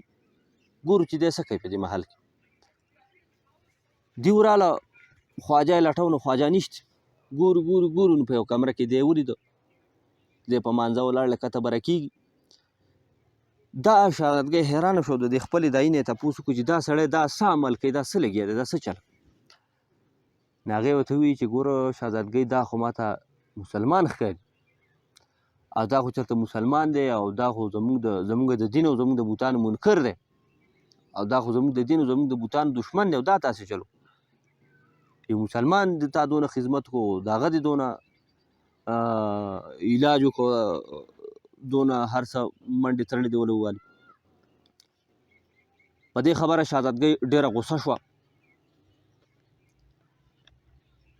او د هغه ځای نه لاړه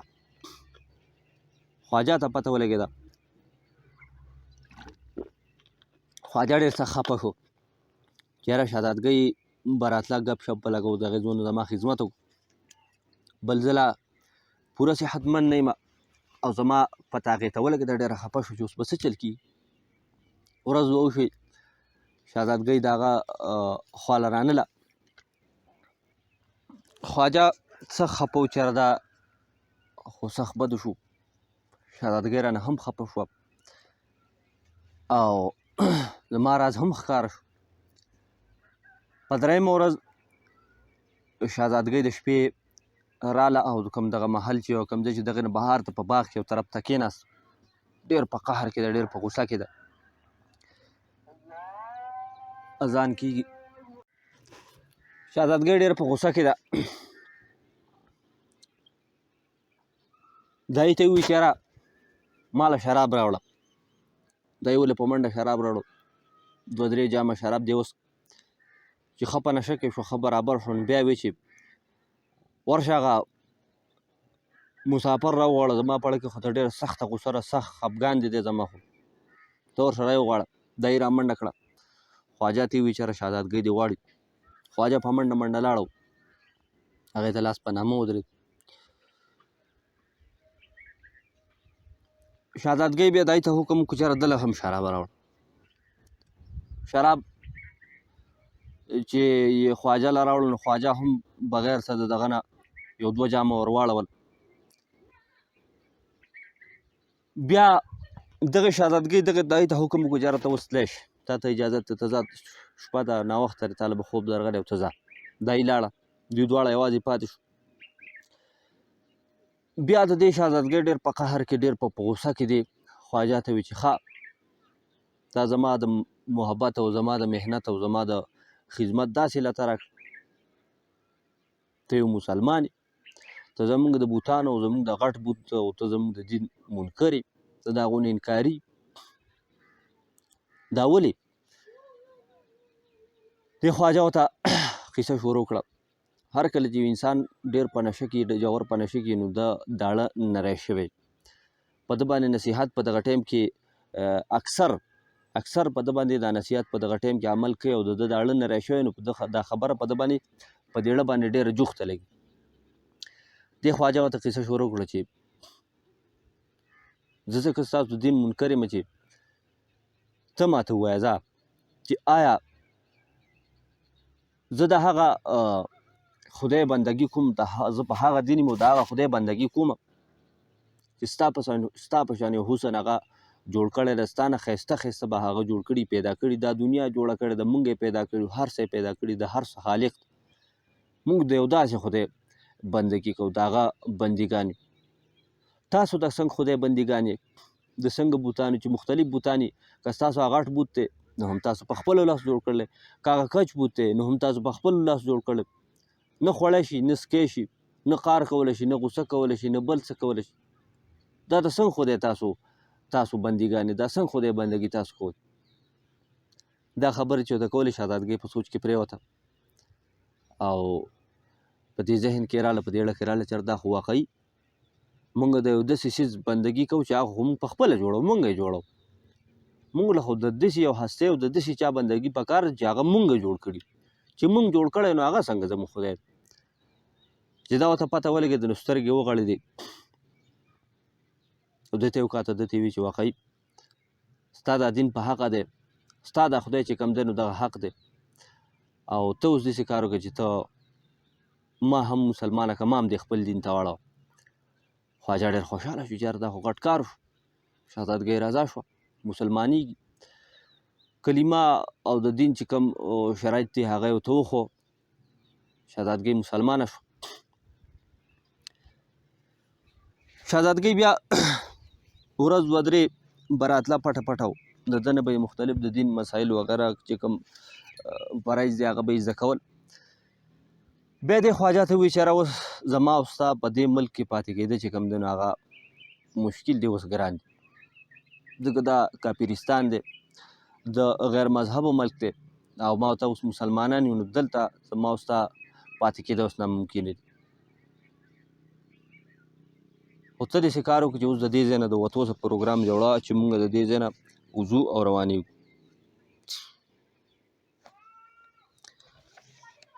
دې خواجه ورته وایي چې زه ټیک ده، په څه طریقه به ځو؟ دوی ورته وایي چې یاره مختلف قافلې راځي، جهازونه راځي، چې کوم جهاز ستاسو ملک ته ځي نو ته داسې کار وکړه چې ته د دې ځای نه د اوس نه وځه، روان شه، د باچا سره د ټولو سره میلاو شه، رخصت واله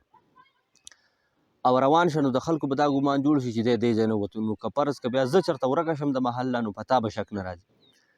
ته به لاړ شې د بندرګاه یعنې د ساحل په غاړه چې کوم د جهازونو اډی،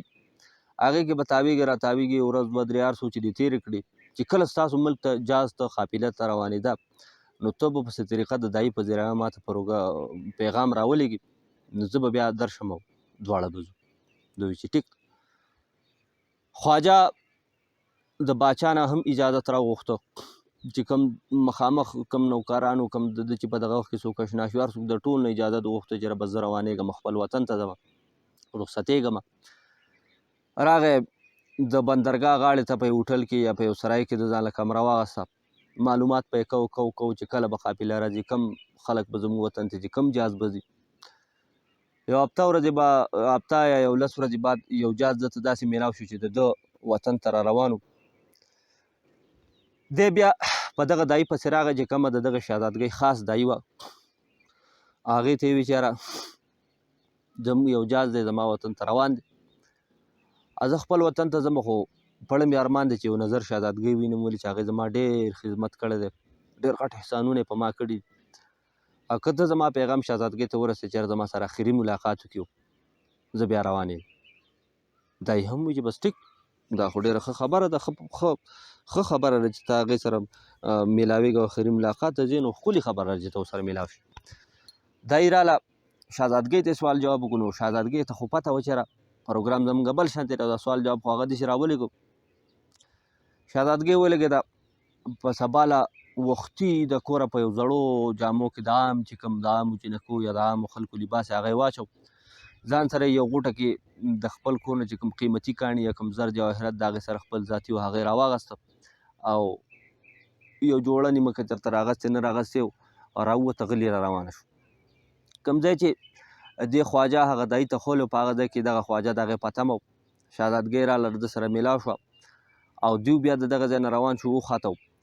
جهاز ته وخته، او دا سپی ورسره په دې درمیان کې ګوره شته، ځکه چې دا ټوله قصه د سپي د وفادارۍ په دغه کې هم راتلی شي. دا سپی په دې ټولو موقع په هر ځای کې د ده سره سپی او دغه شهزادګۍ او دا خواجه د جهاز ته وخته. دې خواجه دغه جهاز والو سره خبره کړو چې هلکه زما سره نور څه مال دولت یا د تجارت سامان زما سره څه نشته، خو که زما نه څه لږې ډېرې پیسې والی دغه والی زما له یو کمره نیمه په دې جهاز کې راکړې، یو ځای پکې ماله راکړې، نو زه خپل وطن ته ځم، ستاسو سره ځم. نو هغه سوداګرو د ده سره به دغه خبره کړې وه، دله یو کمرګۍ ورکړې وه. دوی ولاړه په هغه کمره کې کېناسته، شهزاده دی او شهزادګۍ دا خواجه دی ورسره دغه سپی دی. جهاز روان شو. جهاز چې د ساحل نه لږ لرې وته چې په دې کې چې کوم د بندرګاه یعنې د جهازونو د اډې د هغه وخت چې کوم پولیس وو یا چې کوم عمله وه د هغو جهازونه په منډه را روان دي، دا رنډونه او دا نارې وهي. د جهاز تاجران یا چې کوم کسان هغه حیران شو چې یاره دا څنګه چل. بیا د جهاز تاجران او کوم د جهاز عمله شو هغه ټوله راټوله شو، هغوی ته وایي چې داسې کار وکړئ چې دا د دې بندرګاه چې کوم پولیس دي یا کوم کسان دي دا ټول ډېر ظالمان دي، د دې پولیسو چې کوم مشر دی دغه ډېر ظالم دی او دی څه چل کوي چې دوی راځي او کوم تاجران چې د دوی سره چې کومې وینځي کومې غلامان هغه ګوري، نو چې کومې ښایسته کومې ښکلي نو هغه دوی په خپله قبضه کې هغه پاتې کوي او چې کومې بدرنګې نو هغه په ځای پرېږدي. دا بیا هغه چل دی که دا خبره چې دې خواجه ته پته ولګېده نو دی راغی د ده سره په کمره کې یو غټ صندوق و نو ده دې شهزادګۍ ته ویل چېرته په دې صندوق کې پټه شه شهزادګۍ په صندوق کې پټه شوه ده پسې دا ور بند چې کله د دغه پولیسو د دغه زمانې چې کوم پولیسو د بندرګاه هغه راورسېده د دیو د اجاز ته راواوښته تلاشي شروع دغه کم د پولیسو کم مشر چې و هغه وایي چې ټول هر څه تلاش کوو چې کمې وینځې دي کمې غلامان دي دا ټولې راولي ټولې راوستې شوې نو دا خواجه او د ده چې کوم یو نور د تاجرانو د دیو په شان دیو خپلې وینځې په صندوقونو کې بندې کړې دغه پولیس چې دغه نور وینځې راټولې کړې نو بیا یو تاجر یې راونیو هغه راباندې که ویې وهو چې لکه ستا وینځه یا ستا غلامه څه شوه نو هغه تاجر څه یې رنده کې غونده کې و نو هغه ورته ویل چې ما خو خپله وینځه په صندوق کې بنده کړې ده چې دغه د صندوق دا خبره ښکاره شوه نو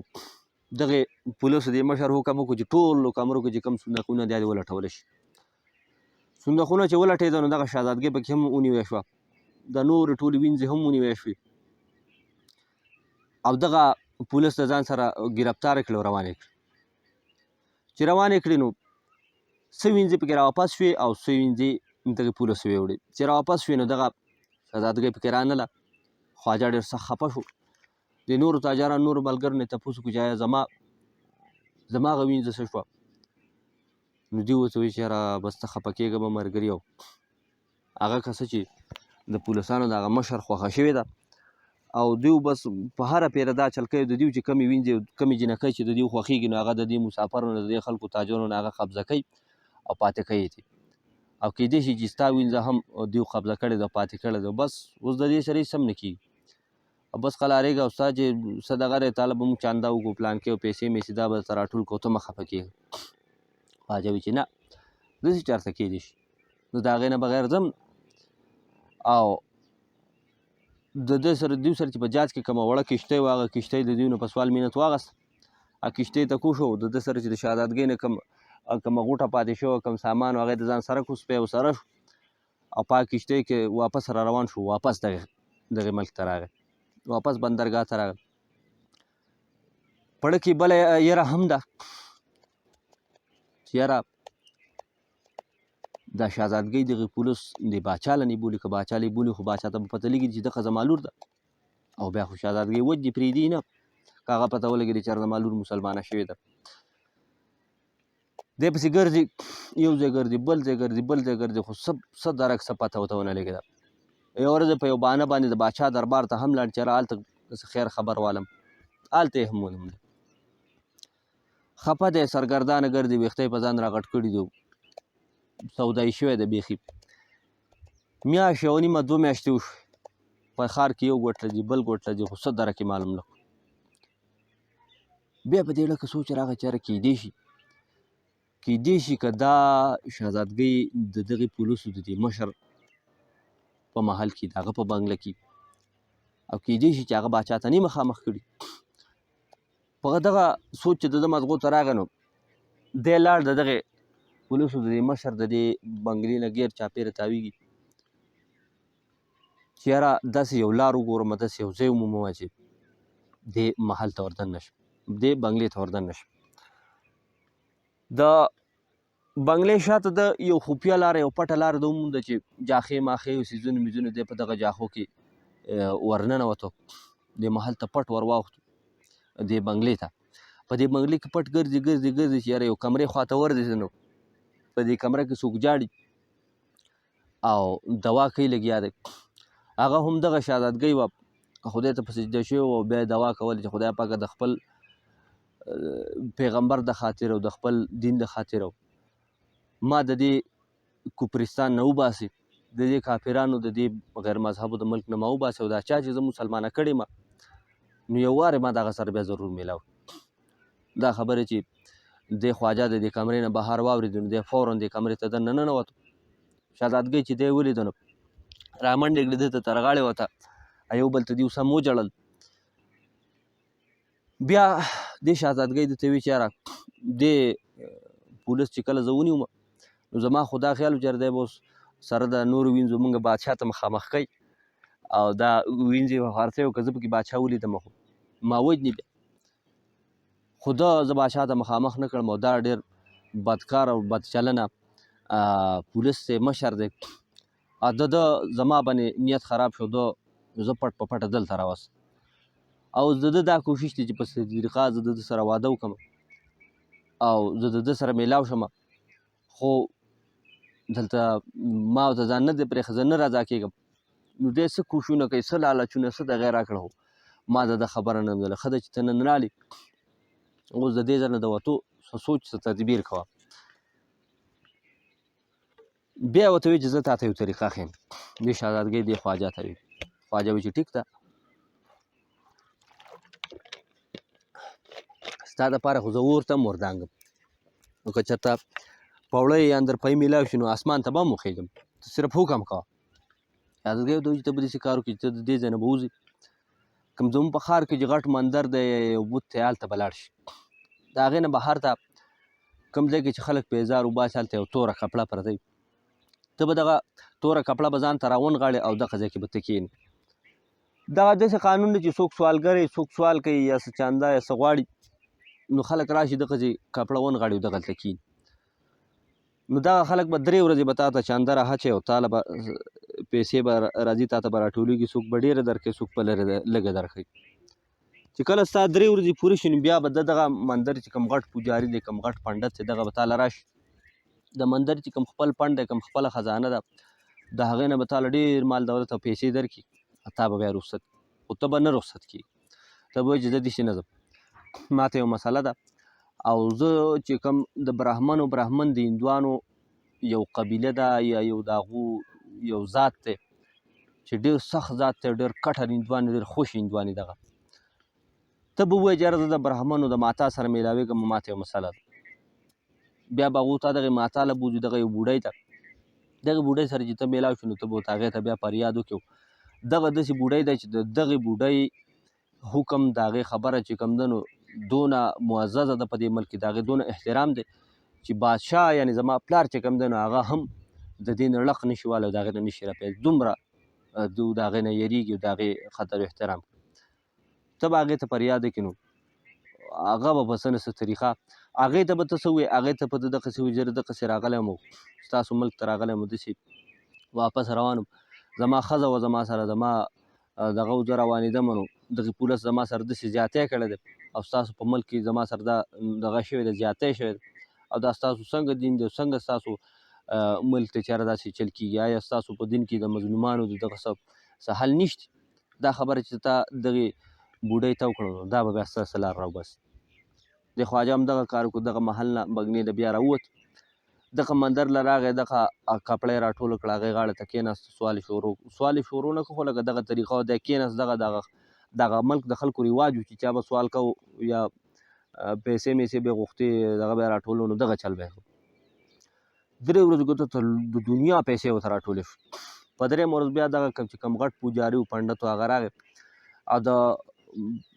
کوم مندر چې کوم خزانه و د هغې نه د دنیا جهان نور پیسې ورکړې دی بیا رخصته و د انکار وکړو چې زه داسې نه ځم او زه خو د براهمنو چې ستاسو چې کوم ماتاره ده د هغې سره میلاوېږم هغو ته څه سوال مینت وکړو څه دغه یې وکړو خو ده نه منله ماتا ته خبره ورسېدل ماتا وایي چې زه ټیک ته راوی غواړئ دی بیا دغې مندر ته دننه بله کمره وه هغې ته یې بوتو چې په هغې کې یو غټ بوت یو طرف ته لګېدلی او د هغه بوت نه لاندې یو قالین یا یو تخت لګېدلی او په هغه تخت باندې دغه یو بوډۍ ناسته وه چې د 2,500 کالو وه د بوډۍ د تخت نه یو طرف ته بل طرف ته داسې کم سنې کم عمره والا هلکان ولاړ وو دې ته یې د هغه مطابق چې کوم په دغه باندې هوا کوله یا څه خدمت یې کو د دې په خدمت کې ولاړ وو دا بوډۍ چې کومه ده نو د دې چې دا کم تخت په دې کې د دنیا قسمه قسم هیرې جواهرات قیمتي کاڼي دغه تخت په خپو کې او په دغه کې لګېدلي وو او دا په یو عجیبه شان سره او په عجیبه دبدبه باندې په دغه تخت باندې ناسته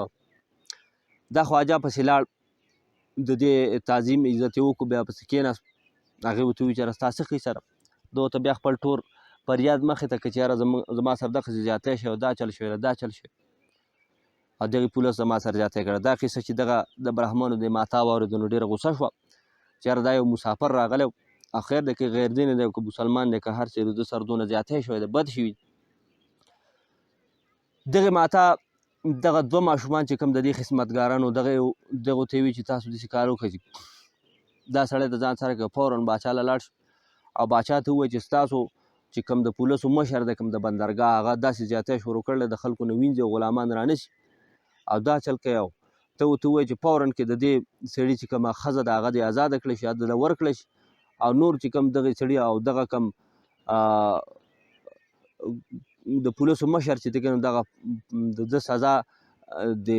دې سړي په لاس کړی شي چې دی ول څه سزا ورکوي چې هغه ول ورکړي او که نه که دا چل یې ونه کړو نو ورته ووایه چې ستا نه به خدایان خفه شي او زه به درنه خفه شم او خیرې به درته وکړم دا باچایي هر څه به دې ډسمس شي. دغه هلکان د دغه مندر نه راوواته دغه هلکانو چې کوم قدر عزت و د چا په مخ کې چې به تېرېده نو هر سړي به ورته سر ټیټه او کوم خاورې چې کوم په ځای به دیو قدم لګېده نو هغه به هغه خلکو ښکولو. د غیر دینو ډېر عجیبه عجیبه عقاید دي. دغه سړی پسې شاته روان دی باچا ته پته ولګېده چې یاره د ماتا خدمتګاران راله هغه پسې زر زر خپیال بخپې د خپل تخت نه راکوز شو د استقبال له دا ماشومان یې راوسته خپل تخت باندې یې کېنول. دغې ماشومانو ورته بیا دا ټول پیغام واورو چې دغه شان چل باچا چې دا خبره واورېده نو باچا دا اډر وکړو چې په فوراً کې لاړ شي او د پولیسو دغه مشر سره چې کومه دغه ښځه ده د دې سړي هغه او د دغه پولیسو دا مشر دواړه راوغواړئ او دلته یې ما دلته محل راولئ چې زه تفتیش وکړم د دې خبره ځان پې خبر کړم ځان پې پوهه کړم چې د هغې مطابق زه دغې سړي له دغې پولیس له سزا ورکړم. دا خبره چې دې خواجه واورېده د ده رنګ زیړ شو د ده په مخ باندې چې کوم دی نو هغاګانې رالې چې یاره دا خو که دا شهزادګۍ راوسته خو باچا به یې وپېژني زموږ راز به ښکاره شو دا خو بله لانجه جوړي. دغې ماشومانو چې د دې سړي دې رنګ ته وکته د دې خواجه دې رنګ ته یې وکته نو پوه شو چې یاره دا فیصله د بادشاه دا خبره چې کوم ده نو د دې سړي د خواهش مطابق نه ده. دغه ماشومان فوراً ځان یې خفه کړو او د دې بادشاه د تخت نه راکوز شو ده ته یې ویل چې یاره ښه ستا د زموږ د ماتا په خبره کې شک دی زموږ په خبره کې شک دی چې ته زموږ په خبره کې اوس تفتیش کوې او موږ تا ته ویلي چې یاره دا پولیس چې کوم دی نو ستا دا مشر چې کوم دی دا ملازم دا صحیح نه دی دا غلط دی غلطیانې دي پکې او ته به اوس تفتیش کې ته به دغه کې او ستا نه به اوس خدایان خفه کېږي او ماتا ته نه هم خفه شو او ته به اوس تباه کېږي پلان کې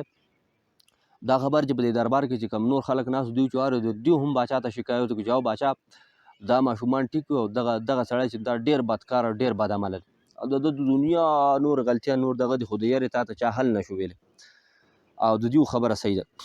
بادشاه زر رامنډې کړې دغه ماشومانو ته په خپو پرېوته سوال زاري او منتونه ورته شروع کړل چې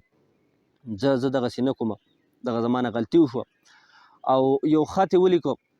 هغه خط یې دغې سړي له ورکړه چې یاره بس د دغه پولیس دغه ستا په حواله شو د ده سزا ستا په حواله شو. بل خط یې ولیکو دغه د برهمنو ماتا ته چې یاره د خپلې غلطۍ معافي ته وغوښتو چې زما نه داسې معافي شوې ده غلطي شوې ده معافي غواړم د هغې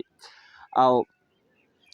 بیا یې روان کړه دغې ماتا له یې راولېږل ماتا ته چې دغه خط میلاو شو نو ماتا خوشحاله شو خپل 200 پوځ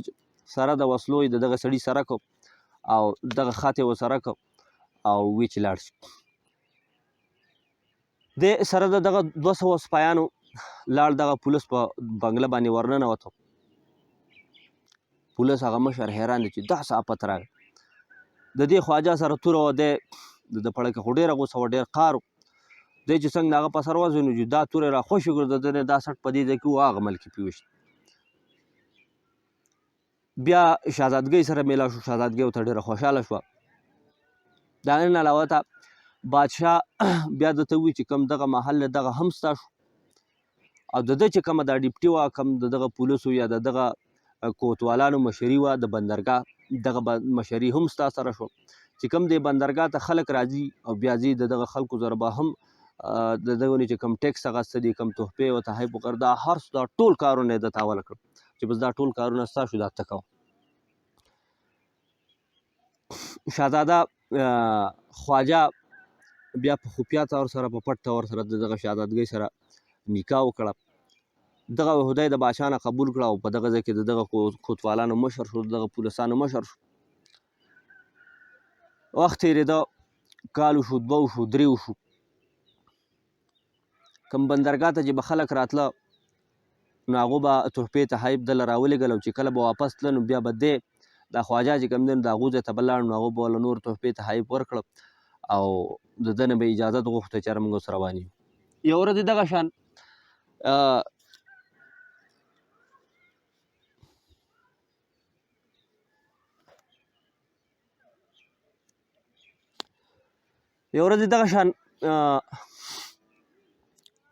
یو قافله راله چې د ده د ملک نه راغلې وه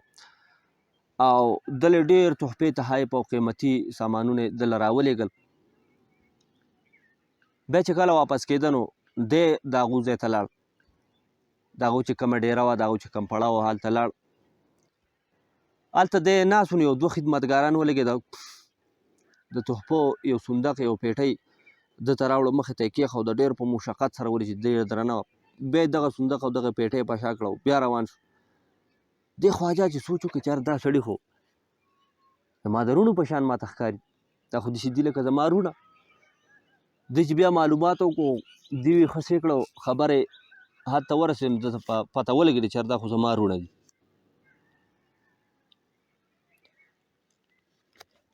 او بیا په داسې بد حال شوي دي چې یاره داسې خدمتګاري او داسې نوکري شروع کړې ده.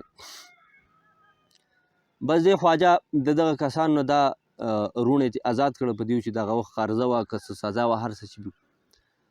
دې خواجه بیا سوچ وکړو چې یاره که دا روڼه داسې آزاد پرېږدم نو دوی هم لانجه کوي. د دوی ما څونه خدمتونه وکړو، غلطي د سړي نه 1 پیره وشي، 2 پیره وشي، 3 پیره وشي، 100 پیره به د سړي غلطي معاف کړي. نو دا خواجه دې باچا ته قصه کوي چې یاره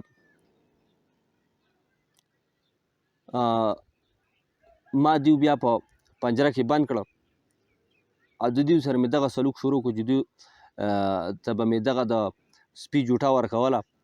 او د دې سپي چې کوم قدر د عزت زه کوم نو دغه هم تا په دې قصه کې واورېد چې دی زما سره څونه وفادار دی چې په هر د سختې په موقع دی زما سره موجود. نو زه څنګه د ده عزت نه کوم، زه څنګه د ده قدر نه کوم. بادشاه چې دا خبره واورېده نو حیران شو. ده ته وی واقعي چې یاره ستا دا کوم وروڼه چې دي دا د دغې سلوک او د دغې سزا قابل دي، د دغې مستحق دي. بیا ته وایي دا خبره خو ټیک ده، خو چې د دې سپي په غاړه کې چې دا کم کاڼي دي یا کم دا قیمتي لالونه دي د دې قصه راته وکړه، دا په کوم ځای کړو. دا قصه ورته ده شروع کړه چې یاره باچا سلامت، زه چې کله په دغه ملک کې په دغه ډیپټۍ باندې د پولیسو مشر م، یوه ورځ د خپل بنګلې چت ته ختلی وم، ساحل مې سیکو چې لرې په ساحل باندې یو 2 انسانان مې په شکل کې راله، په نظر کې راله، څه عجیبه عجیبه. دوربین مې راووخته د هغه وخت مطابق چې څه وبه په هغې کې مې دغه انسانان سیکول، نو چې سې مې کړه څه عجیبه شکل د دا اوږده اوږده یخته په بد حال.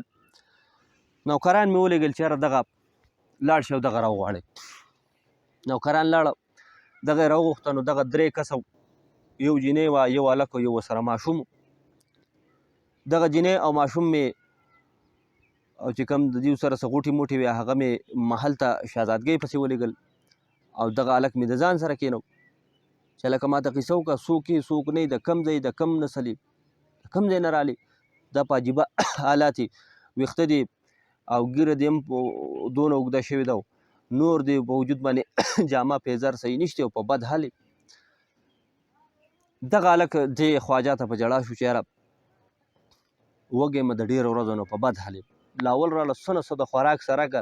چې لږ مې په دې وجود کې ساه راشي نو بیا تاته قصه کوم. خواجه فوراً حکم وکړو چې یاره دله کباب او شراب وغیره د هغه مطابق چې څه قیمتي خوراکونه دغه ول راوړي چې دی وخوري. دله خوراکونه راوړه شو. ده چې خوراکونه وخوړه په دې کې یو نوکر چې کومه جینۍ او هغه ماشوم یې محل ته بولو د شهزادګۍ له، نو هغه نوکر هغه غوټې راوړي چې کوم د هغو سره، نو په هغه غوټو کې قیمتي قیمتي او ناشنا کاڼي پکې پراته وو. او دغه لالونه چې کوم دی خواجه به د خپل سپي په دې غاړه کې لګولي. دې خواجه چې دا لالونه قیمتي و دا ورته ولید دې هلک نه یې تپوس کړو، حیران شو چې هلکه دا دومره قیمتي و دا د اشنا ناشنا کاڼي تا کوم ځای نه راوړ، ته په خپله داسې په بد حال یې. دغه هلک بیا خپله قصه شروع کړه چې یاره زه د ملک آذربایجان یم، زما پلار تاجر و، زه ډېر ماشوم وم، زما پلار به د دنیا لرې لرې ملکونو ته تلو، تجارت به یې کوو، بیا به راته. زما پلار یو ورځ زه د ځان سره کړم او روان یې کړم چې یاره په تجارت په سفر باندې زما مور او زما ترور او زما نیا ټول ورته وایي چې یاره دا خو نه ماشوم دی، د سفر نه دی او ته ډېر لرې لرې سفرونه کوې، ډېر لرې لرې ځې، دی چېرته دونه سفر کولی شي. خو زما پلار ورته وایي چې یاره زه بوډا شوی یم، زما د ژوند هېڅ پته نه لګي او دی وړوکی دی او که هر څه دی خو دی خو هلک که نه، د هلک په وړوکوالي څه دي. او زما دا اړه ارمان دی، زما خواهش دی چې یاره زه په خپلو لاسو د ده تربیت وکړم، د ته د تجارت طریقې وغیره هر څه دته برابر، بیا به زه خامخا د ځان سره بوځم. دغه سوداګر دا خپل زوی د ځان سره بوتو، هندوستان ته لاړ، هلته چې کوم د تجارت سامان وغیره هغه یې خرڅ کړه، د هغې نه بعد بیا نور د تجارت سامان یې واخیسته او جاز ته وخته روان شو. چې کله د سمندر په منځ کې دیو په سفر کې باران شروع شو، تیز باران په اسمان کې پړقار خیږي، د جړقار جوړ سمندر کې توپان راغی. کله چې په سمندر کې توپان راشي نو یوازې د سیلۍ توپان نه وي، د دغې سیلۍ د دې توپان سره په دې سمندر په دې اوبو کې هم توپان راشي، داسې دنګې دنګې چپې څه د یو طرف نه راځي څه د بل طرف نه، یو لوی قهر، یو لوی په غوسه کې دا سمندر. په سمندر کې توپان راغی، یوه چپه د یو طرف نه راله او بل چپه چې د بل طرف نه راله، دا جهاز چې په دې منځ و نو په منځ یې دوه کړو، جهاز یې په منځ دوه کړو، جهاز تباه شو. دغه هلک چې کوم دی دی یو طرف ته وغورځېدو، د چپو وغورځو، د ده په لاس باندې د جهاز یو لرګی یو ټوکړه یو بش چې دی نو هغه په لاس راغی، د په دغه بش باندې ځان ټینګ کړو، دغه بش په اوبو کې را روان نو د اوبو غاړې ته ولګېد، داسې د اوبو غاړې ته شو. ډېرې ورځې ده په سمندر کې تېرې شوې، بیا دی په دې ساحل باندې کهاله پروت و، د لوږې د لاسه د دې توپان او د دغه د لاسه ډېر سخت خراب دی. په دغه ساحل باندې را روان نو یو ځای آبادي ته میلاو شو، یو کلی شانتې و چې په دغه ځای کې څه ځنګلي غوندې کې مخلوق و، څه ناشنا مخلوق و، عجیبه لباس یې اچولی و. دغه خلکو ته څه فریاد وکړو، خبرې اترې وکړو، خو دغه خلک د ده په ژبه نه پوهېده او نه دی د هغو په ژبه پوهېدو. دغه خلکو ځان له چڼه کاریلې وه، چڼه کوم د چڼې دا دال چې دی دا چوله چې ورته مونږ وایو، دغه هم په اصل کې په بوټي کې دغه بوټي دیو کرلي، دغه چڼه یې کرلې ده. دیو بیا څه چل وکړي چې دغه چڼه راوشوکوي په بټۍ کې پخه کړي او دغه چڼه بیا خوري. دیو سره ناست دی نو په دغه کې یو سړي ده ته هم اشاره وکړه چې ته هم دا چڼه وخوره.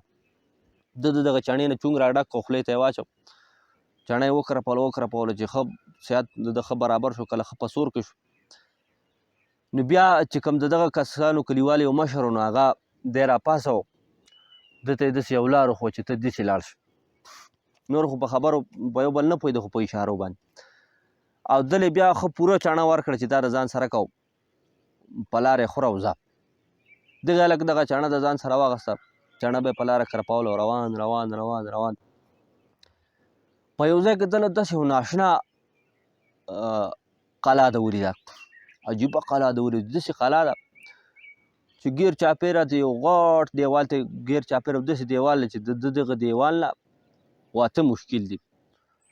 لکه داسې دیوال دی چې داسې ورته ګورې لکه داسې چې نیغ یو شي ته یو سړی ګوري، او د انسان خاطر هغې ته ممکن نه دي. کله انسانان په یو بل له پاسه ودرېږي نو هغه د هغې ته سر ته نشي رسېدی، او د هغې دروازه داسې ده چې سچه دروازه د کاڼي نه جوړه ده، دونه لویه دروازه ده چې هغه د 2-3 کسو د 15 کسو د خوځولو نه ده، او یو لویه تاله پرې لګېدل. دی حیران شو چې یاره دا داسې ناشنا محل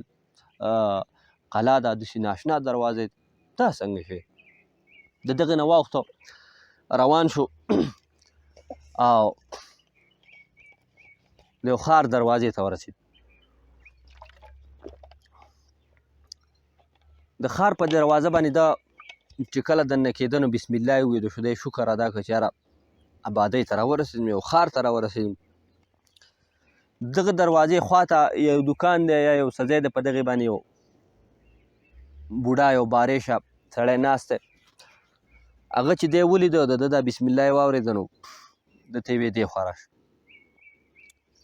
دی د هغه خوا لاړه ده ته یې چې ته مسلمان یې ده ورته ویې چې شکر الحمدلله د ځان سره یې کېنو ډېر خوراکونه قیمتي خوراکونه هر څه یې پې وکړو او ده ته یې بیا ویې چې ته ارام وکړه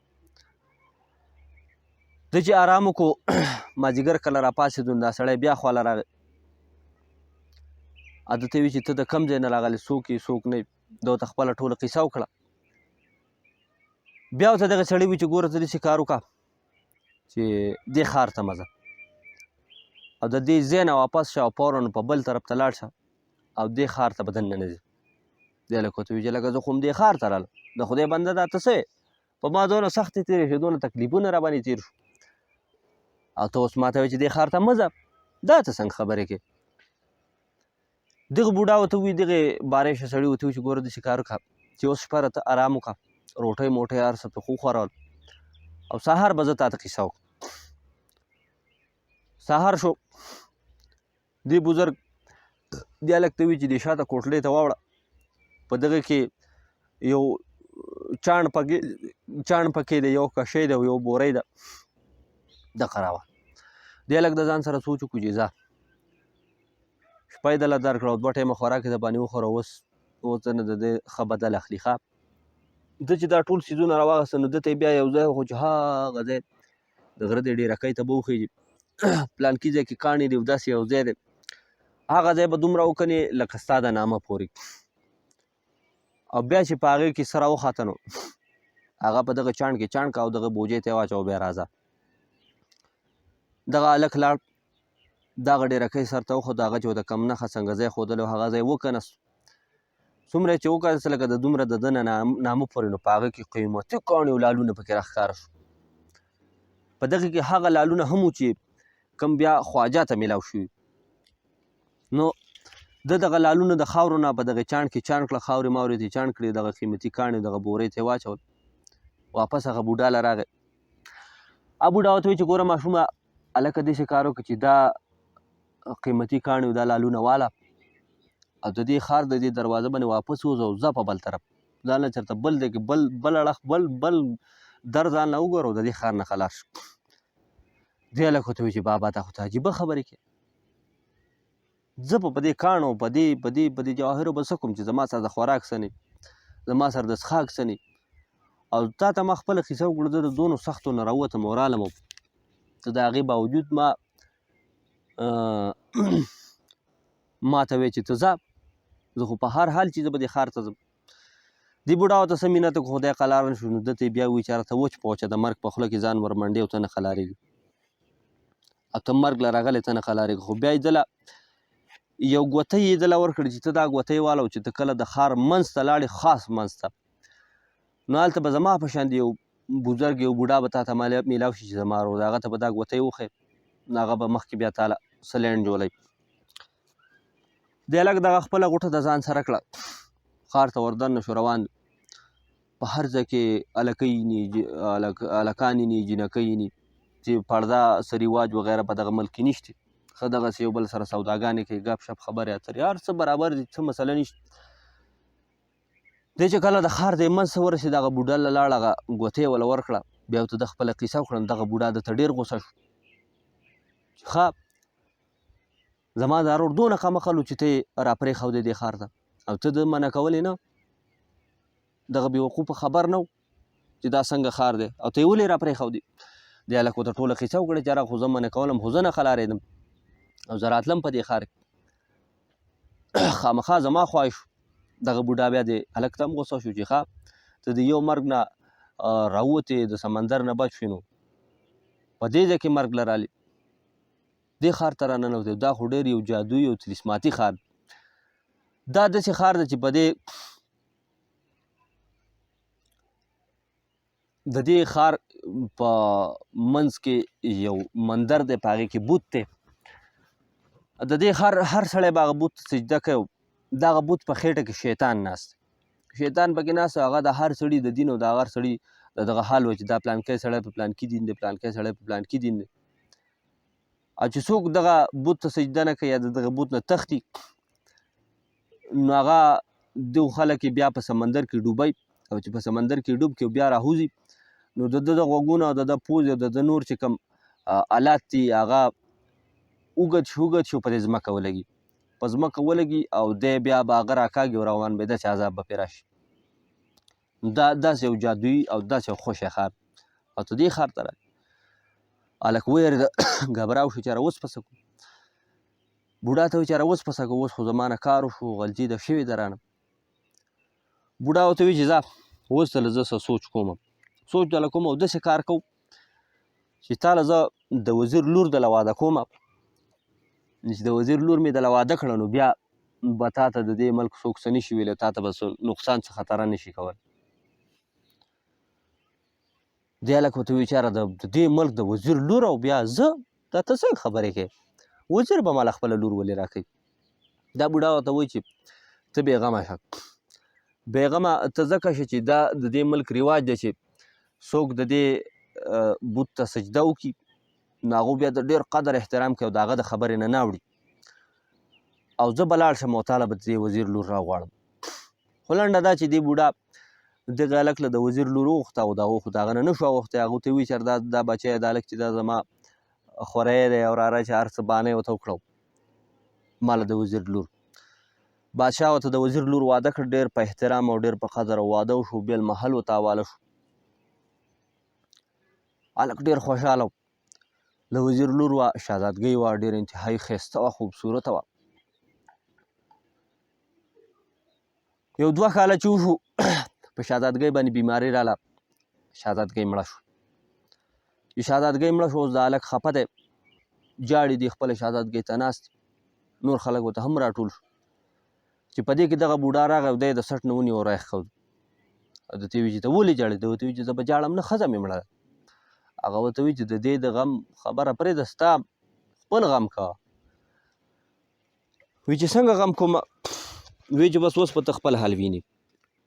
د دغې ملک د دغې ښار داسې قانون و چې یاره څوک به مړ شو، که ښځه به مړ شوه نو سړی، او که سړی به مړ شو نو ښځه به یې ورسره کړه، دغه شان ژوند دی. او هغه محل چې کوم تاسو موږ ذکر وکړو چې دغه هلک اول راتلو د دې ښار نه بهر یو قلعه ده لیدلې وه، هغه قلعه کې به یې بند کړه، د 40 ورځو خوراک څښاک به یې ورسره کېښود، د دوی چې کوم مال دولت هغه به یې ورسره کېښود په صندوق کې او بند به یې کړه. نو د 40 ورځو نه بعد 40 ورځو خوراک به وکړو، خو د هغې نه بعد چې به کوم دا ژوندی انسان به ورسره و، که ښځه به ژوندی وه سړی به یې مړ و، یا سړی به مړ و ښځه به مړه وه سړی به ورسره ژوندی و، نو هغه به ورسره هملته مړ شو. دی د دغې ښځې سره روان کړو، د دغې شهزادګۍ سره د وزیر د دې لور سره، ولې چې هغه خو د ده ښځه وه، د دې چې څه زر جواهرات څه مال څه دغه چې ورسره نو هغه سره روان. کله چې د ښار نه بهر ته واته نو هغې بوډا هم ولیدو. دغې بوډا ورته ووایي چې تا ته ما ویلي نه چې دې ښار ته مه ځه، اوس ورته ځان ټینګ. لنډه دا چې دا هلک په دغه قلعه کې قید کړ، هغه دروازه په 50 کسه باندې کولاو کړه شوه، د ګټې هغه بیا بند کړه شوه او دی پکې دننه قید شو. کله چې د 20 ورځو خوراک ده وکړو نو دی وویرېد چې یاره دا بقایده 20 ورځو خوراک که ماته ختم شي زه به څه کړم. خیر ده بیا سوچ وکړو، یو منصوبه یې وکړه. یو ورځ بل مړی شوی او ښځه مړه وه، یو بل سړی ورسره رادنډه کړه شو، د هغوی سره هم د خوراک سامان و، دی ورته پټ شوی و، یو وسپنه یا یو لوړ یا څه شی د ده سره په لاس کې و.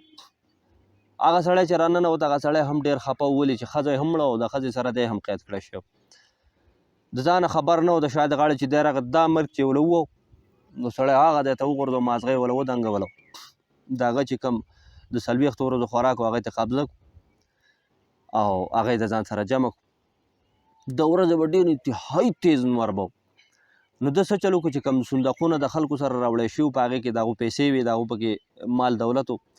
هغه صندوقونه یې د یو بل باندې له پاسه کېښود داسې یو کوټه شانتې کمره شانتې د ځان له جوړه کړه په هغې کې به د شپې نو ده به دغه شانتې چې څوک به راتله هغولو به یې دغه سر وهوتی به ورته پټ شوی و د هغه نه به دغه د څلوېښتو ورځو دا خوراک به ترې قبضه کړو او هغه به یې بیا ځان له خوړه بیا چې به څوک راته نو بیا به یې هغه مړ کړو پټ شوی به ورته یوه ورځ یې داسې چل وشو چې یو مړی راننه باسه هغه خلکو یو جینۍ ده ورسره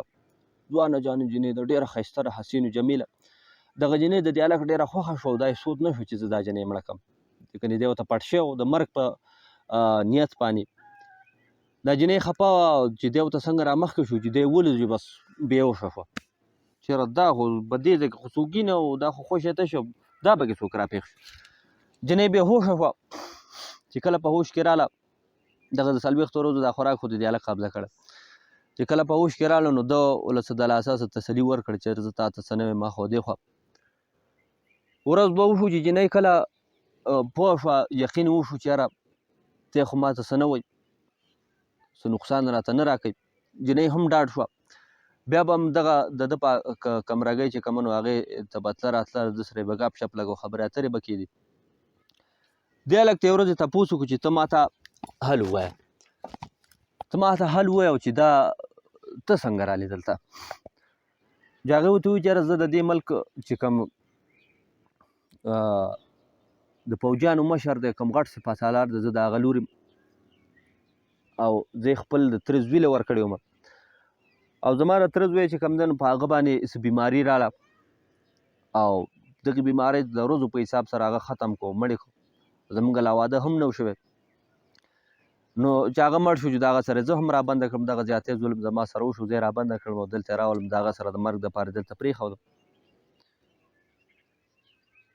بیا دې هلک ته وایي چې ته خپله قیصه ماته وکړه هلک ورته بیا خپله قیصه ټوله وکړه خیر څه ورځې نورې د دوی تېرې شوې نو دوی سوچ وکړو چې یاره په دې ځای کې خو نور څوک شته نه د دې نه بهر د وتو بل څه سیسټم شته نه نو دوی بیا په دغه ځای کې ځان له خپل واده وکړو یو قسمه یعنې دغه ځان له ښځه خاوند شو او په شریکه باندې چې به څوک راننوته نو بیا به ورته پټ شي هغه کس به یې په شریکه مړ کوو هغه د 40 ورځو خوراک به یې ترې اخیسته او ژوند یې کوو په دغه بند د قلا کې په دغې کې ناست او په دغه قلا کې شاته د غره نه په یو داسې ځای کې به اوبه راوتې چې هغه داسې د پیپ په شان یا دا شان سوری او په هغې کې به اوبه راوتې نو د هغې نه به دې اوبه مو بس کې د اوبو ضرورت به یې پوره کوو 3 کاله د دې وشو په دغه قلا کې چې 3 کاله وشو په دې 3 کاله کې د دې یو زوی هم وشو یو ورځ دې هلک دې خپلې ښځې ته ووایي چې آیا موږ به ټول عمر په دې قلا کې ناست څه د وتو لار څه چانس به نه جوړېږي دغه جنۍ هم په ژړا شوه او ده ته یې ووایي چې یاره ته په خپله وینه نو مشکله ده که د دې ځای نه موږ به په دې ځای کې به موږ مړه کېږو په دې ځای کې زموږ ژوند د دې ځای نه د وتو څه لار نشته هلک چې دا خبره واورېده په ژړا شو او په ژړا ژړا کې ویده شو په خوب کې ورته یو بزرګ راغی او هغه بزرګ ورته وایي چې داسې کار وکړه چې کوم ځای کې چې اوبه راوځي نو ته په هغه لار بار ته ولې نه وځي دی راپاڅېد چې کله راغ شو حیران شو د خپلې ښځې ته یې ووایي چې یاره کوم دا پخواني صندوقونه دي په دې کې چې دا کومې وسپنې لګېدلي دا وسپنې ترې راوباسه او راځه لاړ او په هغه چې کوم ځای کې به هغه د غره نه د دغه نه هغه اوبه راوتې هغه ځای په کنستو شروع کني یو کال په کنستو دی ووته نو هغه غار دومره غټ شو او سوری دومره غټ شو چې انسان پکې ښه په قلا راوتی شو هغه اوبه به پکې بیا په خپو کې راوتې په یخ کې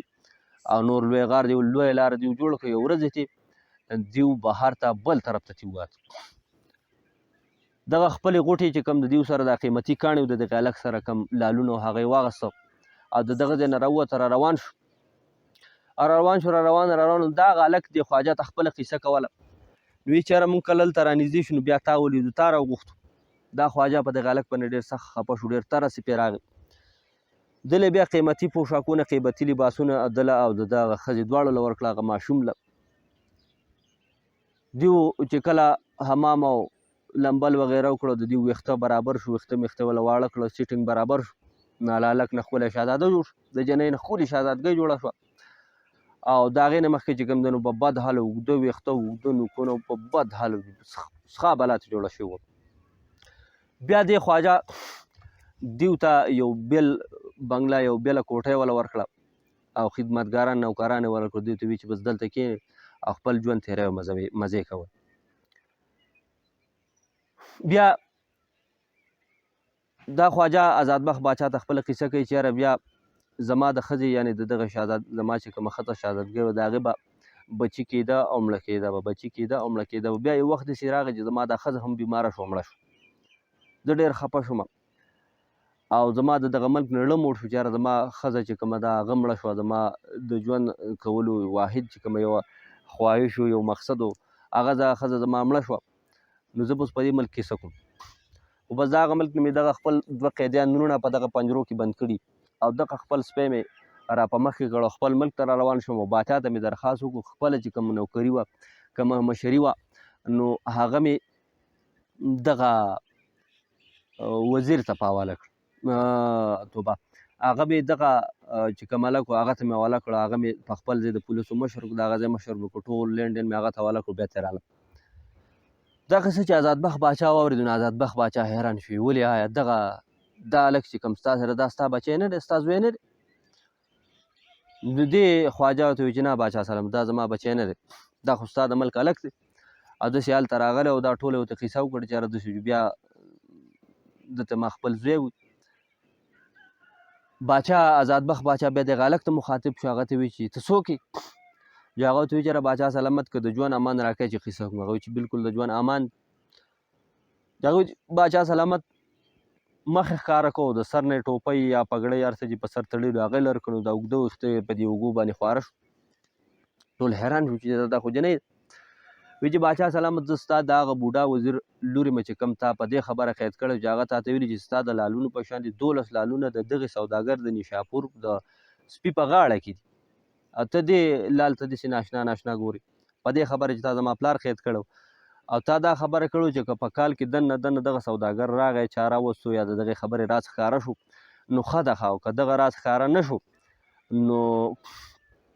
بیا به دغه وزیر مري. نو دغه زه د خپل مقصد دپاره زه لاړم او دا سوداګر سره د دغه سپي مې راوستو دلته. خواجه چې دغه جنۍ ولیده نو ناګهانه بېهوشه شو. بېهوش و چې راپاڅېد چې راپاڅېد بیا په هوش کې راغی. دوی په هوش کې راوستو نو خواجه چې کوم دی په ژړا شو. په ژړا شو دې جنۍ ته وایي چې تا زما سره زیاتی وکړو زما سره دې سخت بد وکړو. زما په اړه کې دومره ارمانونه او دومره دغه و چې یاره زما به یو وارث یو دغه به ستا لپاره ما کم سوچونه کړي. ما به وایي چې ته به زما زوی خپل ټول مال جایداد دولت ما تا ته پاتې کوو تا پسې ملي کوو او تا زما سره دوکه وکړه زما سره دې دا چل وکړو. آزادبخت باچا ورته وایي چې سوداګر ته مه خفه کېږه د دغې خبرې حل زما سره شته. د شهزادګۍ یا د وزیر پلار چې کوم دی نو هغه د زندان نه راوویسته. باچا د هغه ډېر قدر عزت وکړو معافي ترې وغوښته او هغه ته یې واپس د هغه چې کومه عهده وه هغه یې ورته حواله کړه او بیا د وزیر سره سلا وکړه او د وزیر په سلا باندې د هغه لور چې کوم ده هغه خواجه سوداګر ته هغه یې ورته واده کړه.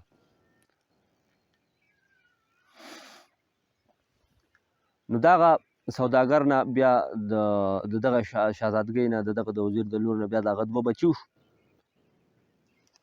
نو دغه آزادبخت باچا دغې ملنګانو ته دغې درویشانو ته خپله قیصه وکړه. هغو ته یې بیا ووایي چې یاره تاسو خپله قیصه نه کوله ما درته خپله قیصه وکړه او اوس مناسب دا ده چې یاره تاسو 2 کسه پاتې 2 کسو قیصه کړې چې تاسو 2 کسان خپله قیصه وکړئ. نو دغه ملنګان هم خوشحاله شو زړه یې مضبوط شو چې یاره باچا خو خپل د ژوند حال ووایي راشو اوس به موږ د خپل د ژوند حال ووایو. او باچا ته یې وایي چې بس ټیک د باچا سلامت تا زموږ سره ډېر ښه وکړو ډېر ښه سلوک دې راسره وکړو تا موږ ته خپله قیصه وکړو اوس موږ دا پاتې 2 کسه به تا ته خپله قیصه کوو. نو د 4م درویش قیصه د 3م درویش قیصه به انشاءالله په بل قسط کې کوو که خیر تر هغې پورې هېڅ چېرې مه ځئ زما سره اوسېږئ ښه ده او آباد اوسئ د الله په امان.